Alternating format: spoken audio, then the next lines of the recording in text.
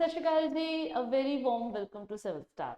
हाँ जी बच्चे, अपने PCS मेन्स 2025 की तैयारी दे विच सिविल स्टार थोड़े लिए PYQs एनालिसिस की सीरीज च लैके आ रहे हैं। ठीक है जी, आप इस तो पहला अज की क्लास तो पहला आप इंटरनल सिक्योरिटी के 2014 के 2018 के ना PYQs डिस्कस कर चुके हैं। सो उस सीरीज में आप अगे कंटिन्यू करते हैं। जोड़े बाकी अपने 2015 के PYQs है तो 2021 के PYQs ने इन्होंने आप अज कवर करांगे। ठीक है जी, तो देखते हैं कि हाँ जी हुण तक PPSC ने आप तो किवें दे क्वेश्चन पूछे हुए ने एंड लाइक किद्दां आपां उन्हां क्वेश्चन नूं अटैम्प्ट करना है। बच्चे कल की क्लास मतलब लास्ट क्लास भी मैं कहा सीगा कि मेन्स की तैयारी करने का ना एक जो ना कि शॉर्ट फॉर्मूला है कि तुसीं अपने सिलेबस ना एक टॉपिक में बहुत अच्छी तरह कर लो। You have the concise and बहुत वधिया अपडेटेड नोट्स ने with facts and examples and case studies तुहाडे कोल हैगियां ने, लेटेस्ट डेटा तुहाडे कोल हैगा। बिकॉज एट सम प्लेसिस तुहानूं डेटा भी चाहिए होगा क्योंकि अपने आंसर नूं तुसीं सप्लीमेंट करना है डेटा दे नाल। सिर्फ आपां लिखी जावांगे उहदे विच कोई डेटा नहीं है, कोई एग्जांपल्स नहीं है, तो you are not gonna get marks. So data बहुत ज़्यादा जरूरी होंगे।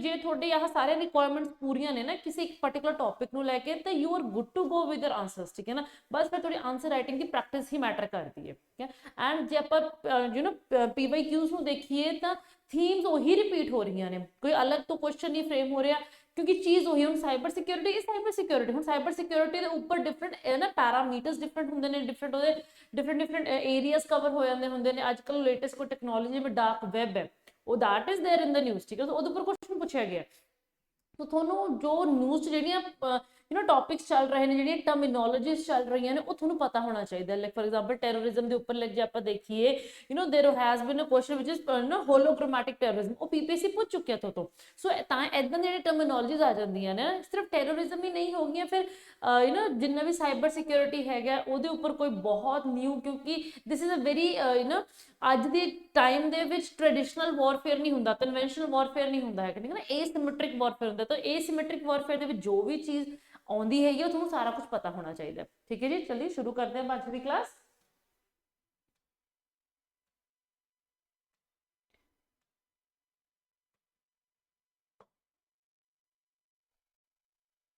हाँ जी बच्चे, so first question is a बच्चे अपना पेपर है 2015 का। ठीक है, सो जो आप नंबर ऑफ क्वेश्चन देखिए तो घट्टो घट ना PPSC ने 60 नंबर का पेपर तो लिया ही होया। ठीक है ना, 60 तो उपर वधिया भी है, किसी साल 70 भी हो चुकी है, बट 60 तो घट कदे भी नहीं हुए। फॉर एग्जाम्पल जो आप देखिए आही 2015 के 2014 के क्वेश्चन आप देखा तो उन्होंने 7 क्वेश्चन पूछे हुए हैं। कई तो अगे 2 भी सब पार्ट्स आ जाते हैं ना, right and short notes on the following 2 आ गए ने।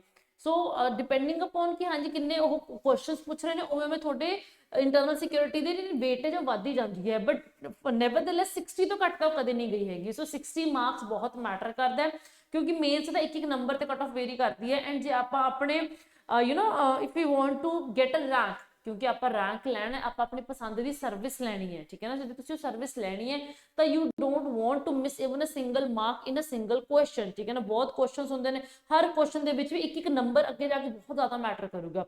सो आपां कोई भी इदां दी टॉपिक छड्डना नहीं है जो अपने सिलेबस लिखा हुआ है।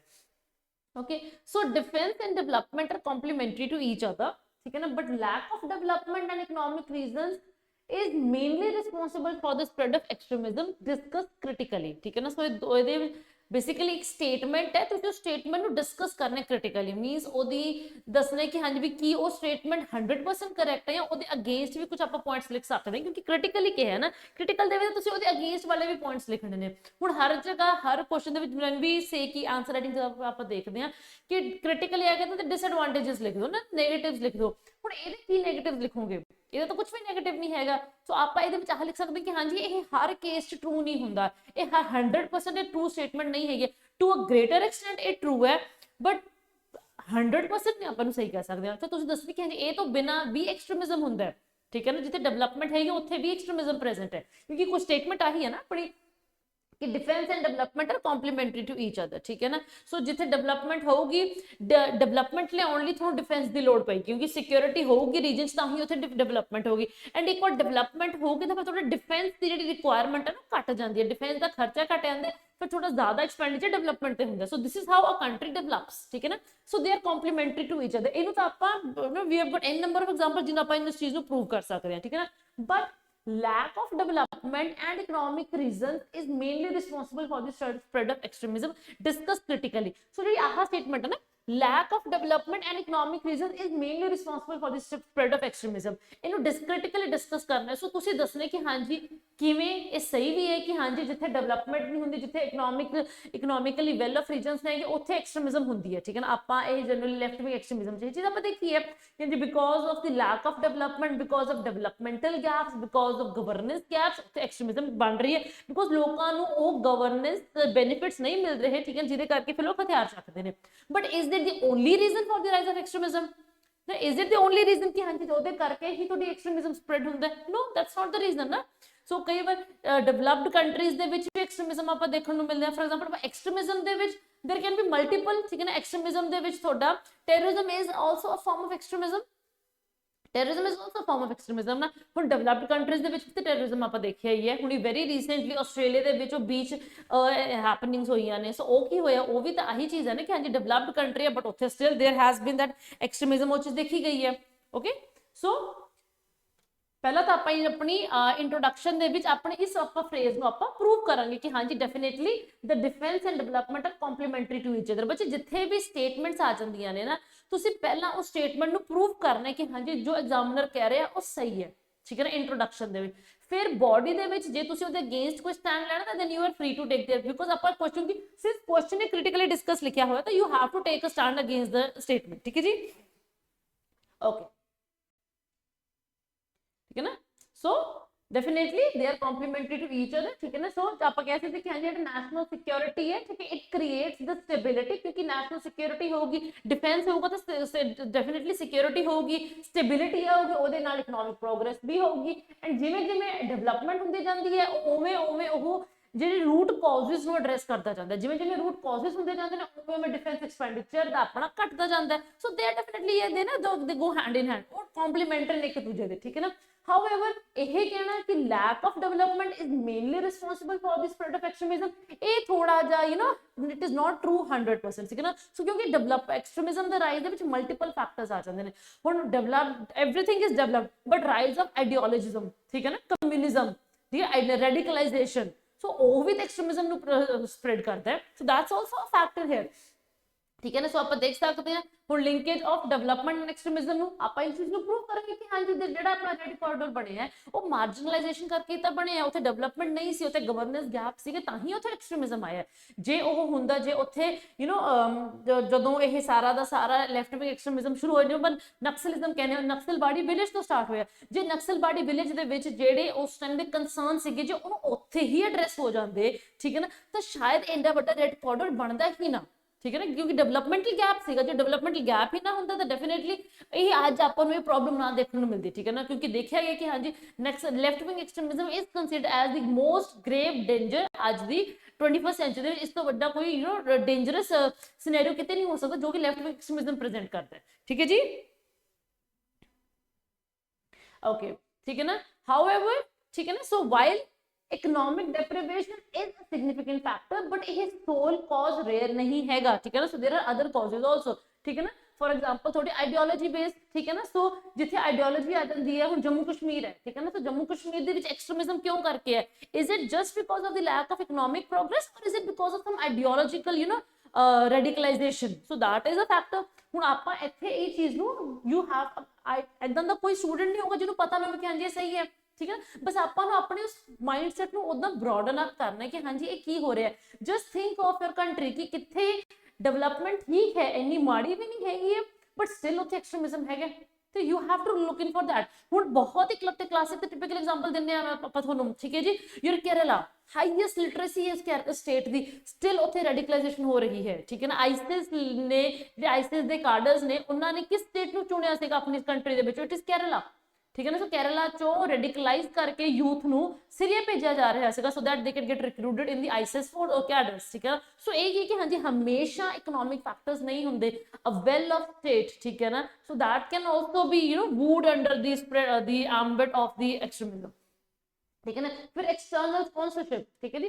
सो एक्सटर्नल फैक्टर्स ਉਹ ਇਸ਼ੂਜ਼ ਨੂੰ ਐਕਸਪਲੋਇਟ ਕਰਦੇ ਨੇ, ਠੀਕ ਹੈ ਨਾ। So that is also a factor ਕਿ ਹਾਂਜੀ ਕਿਉਂਕਿ ਇਦਾਂ ਦਾ ਕੋਈ ਰੀਜ਼ਨ ਨਹੀਂ ਹੁੰਦਾ ਜਿੱਥੇ ਕੋਈ ਇਸ਼ੂ ਨਾ ਹੋਵੇ। ਸੋ ਜਦੋਂ ਲੋਕਲ ਇਸ਼ੂਜ਼ ਨੂੰ ਐਕਸਪਲੋਇਟ ਕੀਤਾ ਜਾਂਦਾ ਹੈ ਬਾਈ ਐਕਸਟਰਨਲ ਫੈਕਟਰਸ, ਉਹ that can also give rise to the extremism. Okay, ਹੁਣ ਜਿਹੜਾ 26/11 ਦਾ ਅਟੈਕ ਹੋਇਆ ਹੈ, ਠੀਕ ਹੈ ਨਾ, ਐਂਡ ਕ੍ਰਾਸ ਬਾਰਡਰ ਟੈਰਰਿਜ਼ਮ ਹੋ ਰਿਹਾ ਹੈ, ਠੀਕ ਹੈ ਨਾ। So are they not just link to economic reason, ਠੀਕ ਹੈ ਨਾ। ਸੋ ਇਹਦੇ ਪਿੱਛੇ ਹੋਰ ਵੀ ਬਹੁਤ ਵੱਡੇ ਸਕੇਲ ਦੇ ਉੱਪਰ ਪਲੋਟਿੰਗ ਹੁੰਦੀ ਹੈ, ठीक है।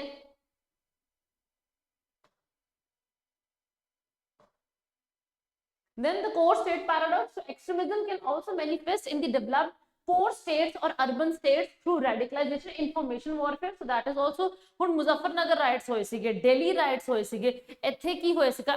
Is it because of lack of development? No, it is because of this misinformation, ਠੀਕ ਹੈ ਨਾ, disinformation ਦਾ warfare ਹੋਇਆ ਸੀਗਾ ਜਿਹੜਾ। So that is also a factor, ਠੀਕ ਹੈ ਨਾ। So ਆਪਾਂ ਇਹਨੂੰ conclude ਕਰ ਸਕਦੇ ਕਿ ਹਾਂਜੀ the lack of development economic criteria is one of the reason, ठीक है ना। बट एक्सट्रीमिज्म द स्प्रेड एक कॉम्प्लेक्स प्लेयर, ठीक है ना, वो फैक्टर प्रोसेस है, ठीक है ना। ਇਹਦੇ ਵਿੱਚ ਮਲਟੀਪਲ ਫੈਕਟਰਸ ਦਾ ਕੰਪਲੈਕਸ ਫਿਨੋਮੇਨਾ ਹੁੰਦਾ ਜਿਹਦੇ ਕਰਕੇ ਹੀ ਆਪਣੀ ਐਕਸਟ੍ਰੀਮਿਜ਼ਮ ਸਪਰੈਡ ਹੁੰਦੀ ਹੈ, ਠੀਕ ਹੈ ਜੀ। ਆਈ ਐਮ ਹੋਪਿੰਗ ਕਿ ਹਾਂਜੀ you are getting the fact point ਕਿ ਹਾਂਜੀ ਤੁਸੀਂ ਇਸ ਟੌਪਿਕ ਨੂੰ ਐਨਾਲਾਈਜ਼ ਕਿਵੇਂ ਕਰਨਾ ਹੈ। ਯੂ ਹੈਵ ਟੂ ਨਾ, ਆਪਾਂ ਕਹਿੰਦੇ ਕਿ ਹਾਂਜੀ ਆਪਣਾ ਪੂਰਾ ਦਿਮਾਗ ਖੋਲ ਕੇ ਆਪਾਂ ਚੱਲਣਾ ਹੈ। ਇੱਥੇ ਨਿਊਜ਼ਪੇਪਰ ਰੀਡਿੰਗ ਵਿੱਚ ਕੰਮ ਆਊਗੀ, ਤਾਂ ਹੀ ਤੁਹਾਨੂੰ ਪਤਾ ਲੱਗੂਗਾ ਨਾ ਕਿ ਹਾਂਜੀ ਹੋ ਕੀ ਰਿਹਾ ਦੁਨੀਆ ਦੇ ਵਿੱਚ, ਦੇਸ਼ 'ਚ ਕੀ ਹੋ ਰਿਹਾ, ਕਿੱਥੇ ਹੋ ਰਿਹਾ, ਠੀਕ ਹੈ ਨਾ।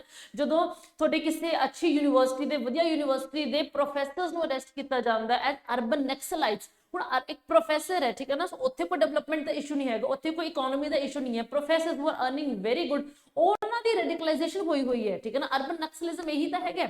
So you can give an example of urban naxalism, ideological warfare ਹੁੰਦਾ ਹੈ, ਠੀਕ ਹੈ ਨਾ। So you have to go to that level, ਉੱਥੇ ਤੱਕ ਪਹੁੰਚਣਾ ਆਪਾਂ ਨੂੰ ਜ਼ਰੂਰੀ ਹੈ, ਠੀਕ ਹੈ। So next question ਆਉਂਦਾ ਹੈ define cyber security and how social networking sites may affect India security, ਠੀਕ ਹੈ ਨਾ। ਹੁਣ ਇੱਥੇ ਇਹਨਾਂ ਨੇ ਡਿਸਕਸ ਜਾਂ ਕ੍ਰਿਟੀਕਲੀ ਡਿਸਕਸ ਨਹੀਂ ਕੀਤਾ ਹੈਗਾ, ਠੀਕ ਹੈ। ਸੋ ਸਿੰਪਲੀ ਇਹਨਾਂ ਨੇ ਕਿਹਾ ਕਿ explain how social networking sites may affect India security cyber, ਠੀਕ ਹੈ ਨਾ। ਸੋ ਇਹਦੇ ਵਿੱਚ ਆਪਾਂ ਦੋਨੋਂ ਪਹਿਲੂ ਰੱਖਾਂਗੇ। ਪਹਿਲੀ ਗੱਲ ਤਾਂ ਆਪਾਂ ਆਪਣੀ ਇੰਟਰੋਡਕਸ਼ਨ ਦੇ ਵਿੱਚ ਡਿਫਾਈਨ ਕਰਾਂਗੇ ਸਾਈਬਰ ਸਿਕਿਉਰਿਟੀ, ਕਿਉਂਕਿ ਪਹਿਲਾ ਹੀ ਪਾਰਟ ਹੈਗਾ ਕਿ ਹਾਂਜੀ ਸਾਈਬਰ ਸਿਕਿਉਰਿਟੀ ਨੂੰ ਡਿਫਾਈਨ ਕਰੋ। ਐਂਡ ਬੱਚੇ ਇੰਟਰਨਲ ਸਿਕਿਉਰਿਟੀ ਦੇ ਵਿੱਚ ਨਾ ਤੁਹਾਨੂੰ ਸਾਰੀ ਟਰਮੀਨੋਲੋਜੀ ਦੀ ਡੈਫੀਨੇਸ਼ਨ ਆਉਣੀ ਚਾਹੀਦੀ ਹੈ, ਬਿਕੋਜ਼ ਇੰਟਰਨਲ ਸਿਕਿਉਰਿਟੀ ਦੇ ਵਿੱਚ ਐਂਡ ਇਕਨੋਮੀ ਦੇ ਵਿੱਚ ਸ਼ੁਰੂਆਤ ਹੀ ਕੁਐਸਚਨ ਇਦਾਂ ਹੁੰਦੇ ਕਿ ਡਿਫਾਈਨ ਜਾਂ ਵਾਟ। तो ਤੁਹਾਨੂੰ ਉਸ ਚੀਜ਼ ਬਾਰੇ ਇੰਸਟੈਂਟਲੀ ਕਲਿੱਕ ਹੋਣਾ ਚਾਹੀਦਾ ਕਿ ਅੱਛੀ what is cyber security. So you should be very clear on the that concept ਕਿ ਸਾਈਬਰ ਸਿਕਿਉਰਿਟੀ ਹੁੰਦੀ ਕੀ ਹੈ, ਠੀਕ ਹੈ। ਐਂਡ ਕਿਵੇਂ ਆ ਸੋਸ਼ਲ ਨੈਟਵਰਕਿੰਗ ਸਾਈਟਸ ਆਪਣੀ ਕੰਟਰੀ ਦੀ ਸਿਕਿਉਰਿਟੀ ਨੂੰ ਇਹ ਇੰਪੈਕਟ ਕਰਦੇ ਨੇ, ਠੀਕ ਹੈ ਨਾ। ਸੋ ਸਾਈਬਰ ਸਿਕਿਉਰਿਟੀ ਤਾਂ ਆਪਾਂ ਲਿਖਾਂਗੇ ਕਿ ਹਾਂਜੀ it is a practice of protecting computer system, networks, programs and digital data from unauthorized access, ठीक है ना। यही cyber security के हैं ਆਪਾਂ ਆਪਣੇ computer systems ਨੂੰ protect ਕਰਨਾ ਹੈ, networks ਨੂੰ ਕਰਨਾ ਹੈ, programs and digital data ਨੂੰ protect ਕਰਨਾ। ਆਪਾਂ ਸਿਕਿਉਰਿਟੀ ਅੰਦਰ ਆਪਾਂ ਪ੍ਰੋਟੈਕਟ ਕਰ ਰਹੇ ਹਾਂ ਕੰਪਿਊਟਰਸ ਨੂੰ, ਨੈਟਵਰਕਸ ਨੂੰ, ਡੇਟਾ ਨੂੰ, ਪ੍ਰੋਗਰਾਮ ਨੂੰ, ਡਿਜੀਟਲ ਸਰਵਿਸਿਜ਼ ਨੂੰ, ਠੀਕ ਹੈ ਨਾ। So from the unauthorised access, hacking ਨਾ ਹੋ ਜਾਏ ਕਿਸੇ ਵੀ ਚੀਜ਼ ਦੀ, ਠੀਕ ਹੈ ਨਾ। ਕੋਈ ਅਨਆਥੋਰਾਈਜ਼ਡ ਐਕਸੈਸ ਨਾ ਹੋਵੇ, ਕੋਈ ਅਨਆਥੋਰਾਈਜ਼ਡ ਯੂਜ਼ ਨਾ ਹੋਵੇ, ਕੋਈ ਡਿਸਕਲੋਜ਼ਰ ਨਾ ਹੋਵੇ, ਕੋਈ ਲੀਕੇਜ ਨਾ ਹੋਵੇ, ਠੀਕ ਹੈ ਜੀ। ਡਿਸਰਪਸ਼ਨ, ਮੋਡੀਫਿਕੇਸ਼ਨ ਨਾ ਹੋ ਸਕੇ ਜਾਂ ਫਿਰ ਡਿਸਟਰੋਏ ਨਾ ਹੋ ਜਾਏ, ਠੀਕ ਹੈ ਨਾ। ਸੋ ਇਹਦੇ ਵਿੱਚ ਕੀ ਹੈ, ਇਟ ਇਨਵੋਲਵਸ, ਠੀਕ ਹੈ ਜੀ, technology, processes and rules which are designed to safeguard the confidentiality, integrity and availability of information under the digital domain. So ਇਹ ਸਭ ਕੁਝ ਆ ਜਾਂਦਾ ਹੁੰਦਾ, ਠੀਕ ਹੈ ਨਾ। So simply this is a simple definition, so you can learn it by yourself, okay। ਹੁਣ social ਜਾਂ networking sites ਦੀ ਗੱਲ ਕਰਦੇ, so they can significantly affect India security by acting as a powerful low cost tool for malicious actors to execute hybrid and asymmetric warfare strategies. ਹੁਣ conventional warfare ਤਾਂ ਹੋ ਨਹੀਂ ਸਕਦੀ ਨਾ social networking sites, ਤਾਂ hybrid and asymmetric warfare same ਹੁੰਦਾ। ਬੱਚੇ ਕਦੇ ਕਈ ਸਟੂਡੈਂਟਸ ਦੇ ਮਾਈਟ ਗੈਟ ਕਨਫਿਊਜ਼ ਕਿ ਹਾਂਜੀ hybrid warfare ਕੀ ਹੁੰਦਾ, ਠੀਕ ਹੈ ਨਾ, asymmetric warfare ਕੀ ਹੁੰਦਾ। ਜੋ ਚੀਜ਼ ਦੋ ਸਪੋਲਰਸ ਆਪਸ ਚ ਲੜਦੇ ਨਹੀਂ ਨਾ ਹੁੰਦੇ ਜਦੋਂ, ਐਂਡ ਬਟ ਲੜਾਈ ਹੋ ਰਹੀ ਹੈ ਦੋ ਦੇਸ਼ਾਂ ਦੇ, ਉਹ asymmetric warfare ਹੈ। ਕਿ ਤੁਹਾਡੇ ਸਿਸਟਮ ਨੂੰ ਹੈਕ ਕਰ ਲਿਆ, ਠੀਕ ਹੈ ਨਾ, ਹੈਕਰਸ ਨੇ, ਉਹ asymmetric warfare ਹੈ। ਥੋੜਾ ਡਿਜੀਟਲ ਅਰੈਸਟ ਲਈ ਤੁਹਾਨੂੰ ਫੋਨ ਆ ਰਹੇ ਨੇ, ਵੀਡੀਓ ਕਾਲਸ ਆ ਰਹੀਆਂ ਨੇ, ਉਹ asymmetric warfare ਹੈ। ਤੁਹਾਡੇ ਕੰਟਰੀ ਦੇ ਨਿਊਕਲੀਅਰ ਪਾਵਰ ਪਲਾਂਟ ਨੂੰ ਹੈਕ ਕੀਤਾ ਜਾ ਰਿਹਾ ਹੈ, ਉਹ asymmetric warfare ਹੈ, ਠੀਕ ਹੈ ਨਾ। ਤੁਹਾਡੇ against social deep fake generate ਹੋ ਰਹੇ ਨੇ, ਉਹ ਸਾਰੀਆਂ ਚੀਜ਼ਾਂ ਜੋ ਕਿ ਇੱਕ ਬੰਦੇ ਨੂੰ ਸਾਈਕੋਲੋਜੀਕਲ ਇੰਪੈਕਟ ਕਰ ਸਕਦੇ ਨੇ, ਐਂਡ ਕਿਤੇ ਨਾ ਕਿਤੇ ਉਹ ਇਕਨੋਮਿਕ ਲਾਸਿਸ ਹੁੰਦੇ ਨੇ। ਹੁਣੀ ਵੈਰੀ ਰੀਸੈਂਟਲੀ 2 ਮਹੀਨੇ ਪੁਰਾਣੀ ਖਬਰ ਹੈ ਕਿ ਇੰਗਲੈਂਡ ਦੇ ਵਿੱਚ ਲੈਂਡ ਰੋਵਰ ਹੈ, ਠੀਕ ਹੈ ਨਾ, ਉਹਨਾਂ ਦਾ ਜਿਹੜਾ ਸਾਰਾ ਸਿਸਟਮ ਹੈ ਉਹ ਹੈਕ ਹੋ ਗਿਆ ਸੀਗਾ। So that amounted to billions of losses for that particular company. So economic losses ਹੁੰਦੇ ਨੇ, ਠੀਕ ਹੈ ਨਾ। So how are these impacting the social network ਆਪਣੀ ਕੰਟਰੀ ਦੀ ਸਿਕਿਉਰਿਟੀ। ਪਹਿਲੀ ਗੱਲ ਤਾਂ ਰੈਡੀਕਲਾਈਜੇਸ਼ਨ ਐਂਡ ਰਿਕਰੂਟਮੈਂਟ, ठीक है जी। इत्थे ਜਦੋਂ ਵੀ ਸੋਸ਼ਲ ਨੈਟਵਰਕਿੰਗ ਸਾਈਟਸ ਮੀਡੀਆ ਨੂੰ ਯੂਜ਼ ਕੀਤਾ ਜਾਂਦਾ ਹੈ ਰੈਡੀਕਲਾਈਜੇਸ਼ਨ ਲਈ, ਕਿ ਹਾਂਜੀ ਤੁਹਾਡੀ ਆਈਡੀਓਲੋਜੀਕਲ ਵਾਰਫੇਅਰ ਨੂੰ ਕਰਨ ਲਈ, ਤੁਹਾਡੀ ਆਪਣੀ ਆਈਡੀਓਲੋਜੀ ਨੂੰ ਸਪਰੈਡ ਕਰਨ ਲਈ ਜਦੋਂ ਸੋਸ਼ਲ ਮੀਡੀਆ ਨੂੰ ਯੂਜ਼ ਕੀਤਾ ਜਾਂਦਾ। ਹੁਣ ਇੱਥੇ ਤੁਹਾਡੇ ਕੋਲ ਬਹੁਤ ਹੀ ਟਿਪੀਕਲ ਐਂਡ ਕਲਾਸਿਕ ਐਗਜ਼ਾਮਪਲ ਹੈ ਬੁਰਹਾਨ ਵਾਨੀ ਦਾ, ਉਹਨੂੰ ਸੋਸ਼ਲ ਮੀਡੀਆ ਕਮਾਂਡਰ ਕਿਹਾ ਜਾਂਦਾ ਸੀਗਾ, ਠੀਕ ਹੈ ਨਾ। ਸੋ ਇਹ ਆਪਾਂ ਲਿਖ ਸਕਦੇ ਹਾਂ। ਦੈਨ ਉਸ ਤੋਂ ਬਾਅਦ ਚੋਂ ਇੰਸਟੈਂਸਿਸ ਆਪਣੇ ਕੇਰਲਾ ਦੇ, ਠੀਕ ਹੈ ਨਾ। ਸੋ ਜਿਹੜੀ ਕੇਰਲਾ ਸਟੋਰੀਜ਼ ਮੂਵੀ ਹੈ ਨਾ, I think there is a movie by this particular name only, ਉਹਦੇ ਵਿੱਚ ਇਹੀ ਚੀਜ਼ ਤਾਂ ਦਿਖਾਈ ਹੋਈ ਕਿ ਹਾਂਜੀ ਕਿਵੇਂ individual they were radicalised for joining ISIS only through online content and platform, ਠੀਕ ਹੈ ਨਾ। ਤੁਹਾਨੂੰ ਰੈਡੀਕਲਾਈਜ਼ ਮੈਸੇजेस ਆਉਂਦੇ ਨੇ, ਠੀਕ ਹੈ ਨਾ। So this is how it is being done, ठीक है ना। आईसिस हो गया, जैश ए मोहम्मद है, लश्कर ए तैयबा है, द रेजिस्टेंस फ्रंट है, that very infamous organisation which has been blamed or which is responsible for that very, you know, ਆਪਾਂ ਕਹਿ ਸਕਦੇ ਕਿ ਹਾਂਜੀ the ਪਹਿਲਗਾਮ ਅਟੈਕ, ਠੀਕ ਹੈ ਨਾ। ਸੋ ਅਨਫੋਰਚੂਨੇਟ ਜਿਹੜਾ ਅਟੈਕ ਹੋਇਆ ਸੀ ਪਹਿਲਗਾਮ, ਤੋਂ ਉਹਦੇ ਪਿੱਛੇ ਹੁਣ ਇਹ ਸਾਰੀਆਂ ਚੀਜ਼ਾਂ ਕੀ ਨੇ, ਇਹ ਤੁਹਾਡੇ ਸੋਸ਼ਲ ਮੀਡੀਆ ਨੂੰ ਯੂਜ਼ ਕੀਤਾ ਜਾਂਦਾ ਹੈ ਐਂਡ ਰੈਡੀਕਲਾਈਜ਼ ਕੀਤਾ ਜਾਂਦਾ ਹੈ, ਰਿਕਰੂਟ ਕੀਤਾ ਜਾਂਦਾ ਹੈ ਥਰੂ ਆਨਲਾਈਨ ਪਲੇਟਫਾਰਮਸ ਓਨਲੀ, ਠੀਕ ਹੈ। ਫਿਰ ਉਸ ਤੋਂ ਬਾਅਦ ਜੋ ਮਿਸ ਇਨਫੋਰਮੇਸ਼ਨ ਸਪਰੈਡ ਕੀਤੀ ਜਾਂਦੀ ਹੈ ਕਮਿਊਨਲ ਵਾਇਲੈਂਸ ਨੂੰ ਜਨਰੇਟ ਕਰਨ ਲਈ। ਇੱਥੇ ਯੂ ਹੈਵ ਦੀ ਆਪਣੇ ਕੋਲ, ਹੁਣ ਤੁਹਾਡੇ ਕੋਲ I don't know if you remember, ਠੀਕ ਹੈ ਨਾ, ਘੱਟੋ ਘੱਟ 10-12 ਸਾਲ ਪਹਿਲਾਂ इंटरनेट ते, ठीक है ना, सोशल मीडिया ते ना बहुत मिस इन्फॉर्मेशन स्प्रेड करके, so there was a large number of exodus of the students from north east जो कि अपने डिफरेंट स्टेट्स से रह रहे थे। कोई दिल्ली सी, कोई मुंबई सी, कोई कलकत्ता सीगा, कोई केरला सीगा, कोई यू नो हरियाणा यूपी च सीगा। सोशल मीडिया ते इन्नी मिस इन्फॉर्मेशन स्प्रेड हुई कि सारे के सारे स्टूडेंट्स सारा कुछ छड़ के वापस नॉर्थ ईस्ट चले गए थे। सो ये की है, ये हेटरेड ही तो स्प्रेड कर रहा है, ये थोड़े कम्यूनल वायलेंस ही तो जनरेट हो रही है, रीजनलिज्म ਨੂੰ स्प्रेड किया जा रहा है, ठीक है ना। सो बेसिकली कंट्री ਦੇ ਵਿੱਚ ਇੱਕ ਯੂ نو ਆਪਾਂ ਕਹਿੰਦੇ ਕੰਟਰੀ ਦੀ ਇੰਟੈਗ੍ਰਿਟੀ ਨੂੰ ਕਰਨ ਲਈ, ਠੀਕ ਹੈ ਨਾ, ਇੰਪੈਕਟ ਕਰਨ ਲਈ, ਠੀਕ ਹੈ ਨਾ। ਆਲਸੋ ਤੁਹਾਡੇ ਕੋਲ ਮੁਜ਼ੱਫਰਨਗਰ ਰਾਈਟਸ ਨੇ, ਇਹ ਬਹੁਤ ਵੱਡਾ ਕਲਾਸਿਕ ਐਗਜ਼ਾਮਪਲ ਹੈ ਮਿਸ ਇਨਫੋਰਮੇਸ਼ਨ ਦਾ। ਦਿੱਲੀ ਰਾਈਟਸ ਵੀ ਇਹਦੇ ਵਿੱਚ ਆ ਜਾਂਦੇ ਨੇ। ਇਹ ਮਿਸ ਇਨਫੋਰਮੇਸ਼ਨ ਹੈ, ਇਹ ਨਾ ਕਮਿਊਨ ਇਨਫੋਰਮੇਸ਼ਨ ਵਾਰਫੇਅਰ ਚੱਲਦੀ ਹੈ, ਠੀਕ ਹੈ, ਜਿਹਦੇ ਕਰਕੇ ਇਦਾਂ country the law and order stability, law and order situation ਇਦਾਂ ਖਰਾਬ ਹੁੰਦੀ ਹੈ। ਕਿਤੇ ਵੀ ਇੱਕ ਮੈਸੇਜ ਹੀ ਤਾਂ ਕਰਨਾ ਹੈ, ਠੀਕ ਹੈ ਨਾ। ਸੋ ਨਾਲ ਦੀ ਨਾਲ ਜਿਹੜੇ ਹੁੰਦੇ ਨੇ ਨਾ ਜਿਹੜੇ ਅਨਵਾਂਟਡ ਐਲੀਮੈਂਟਸ ਨੇ, ਉਹ ਨਾਲ ਦੀ ਨਾਲ ਦੇ ਟੇਕ ਅਪ ਦ ਪੇਸ, ठीक है। then espionage and psychological warfare, ठीक है ना। सो espionage ਜਿਹਦੇ ਵਿੱਚ ਆਪਾਂ ਕਹਿ ਸਕਦੇ ਕਿ ਹਾਂਜੀ ਜਿਹੜੇ ਇੰਟੈਲੀਜੈਂਸ ਏਜੰਸੀਜ਼ ਨੇ ਉਹ ਸੋਸ਼ਲ ਮੀਡੀਆ ਨੂੰ ਯੂਜ਼ ਕਰਦੇ ਨੇ ਫॉर ਸਾਈਕੋਲੋਜੀਕਲ ਵਾਰਫੇਅਰ, ਠੀਕ ਹੈ ਨਾ। ਫॉर ਐਗਜ਼ਾਮਪਲ ਆਹੀ ਹੋਲੋਗ੍ਰਾਮੈਟਿਕ ਟੈਰਰਿਜ਼ਮ ਹੈ। ਹੁਣ ਹੋਲੋਗ੍ਰਾਮੈਟਿਕ ਟੈਰਰਿਜ਼ਮ ਕੀ ਹੈ, ਤੁਹਾਡੇ ਆਪਣੇ ਕੋਲ ਆ ਕੇ ਤਾਂ ਕੋਈ ਬੰਬ ਨਹੀਂ ਨਾ ਚਲਾ ਰਿਹਾ, ਉਹ ਸੋਸ਼ਲ ਮੀਡੀਆ ਤੇ ਕੋਈ ਟੈਰਰ ਐਕਟ ਨੂੰ ਇੰਨਾ ਐਂਪਲੀਫਾਈ ਕਰਕੇ ਦਿਖਾਉਂਦੇ ਨੇ ਕਿ ਤੁਹਾਡੇ ਨਾਲ ਸਾਈਕੋਲੋਜੀਕਲ ਵਾਰਫੇਅਰ, ਸਾਈਕੋਲੋਜੀਕਲ ਫੀਅਰ ਆ ਜਾਂਦਾ ਹੈ, ਠੀਕ ਹੈ ਨਾ। ਸੋ then you fear to go into your own country, ठीक है ना। ਹੁਣ ਅੱਜ ਦੀ ਡੇਟ ਦੇ ਵਿੱਚ let's be very clear, let's be very practical on this। ਅੱਜ ਦੀ ਡੇਟ ਦੇ ਵਿੱਚ ਜੇ ਕਿਸੇ ਨੂੰ ਕਿਹਾ ਜਾਵੇ ਨਾ ਕਿ ਹਾਂਜੀ ਤੁਸੀਂ ਕਸ਼ਮੀਰ ਵਕੇਸ਼ਨ ਤੇ ਚਲੇ ਜਾਓ, ਬੰਦਾ 10 ਵਾਰ ਸੋਚਦਾ ਹੈ। why? because of all this holographic terrorism which is being generated।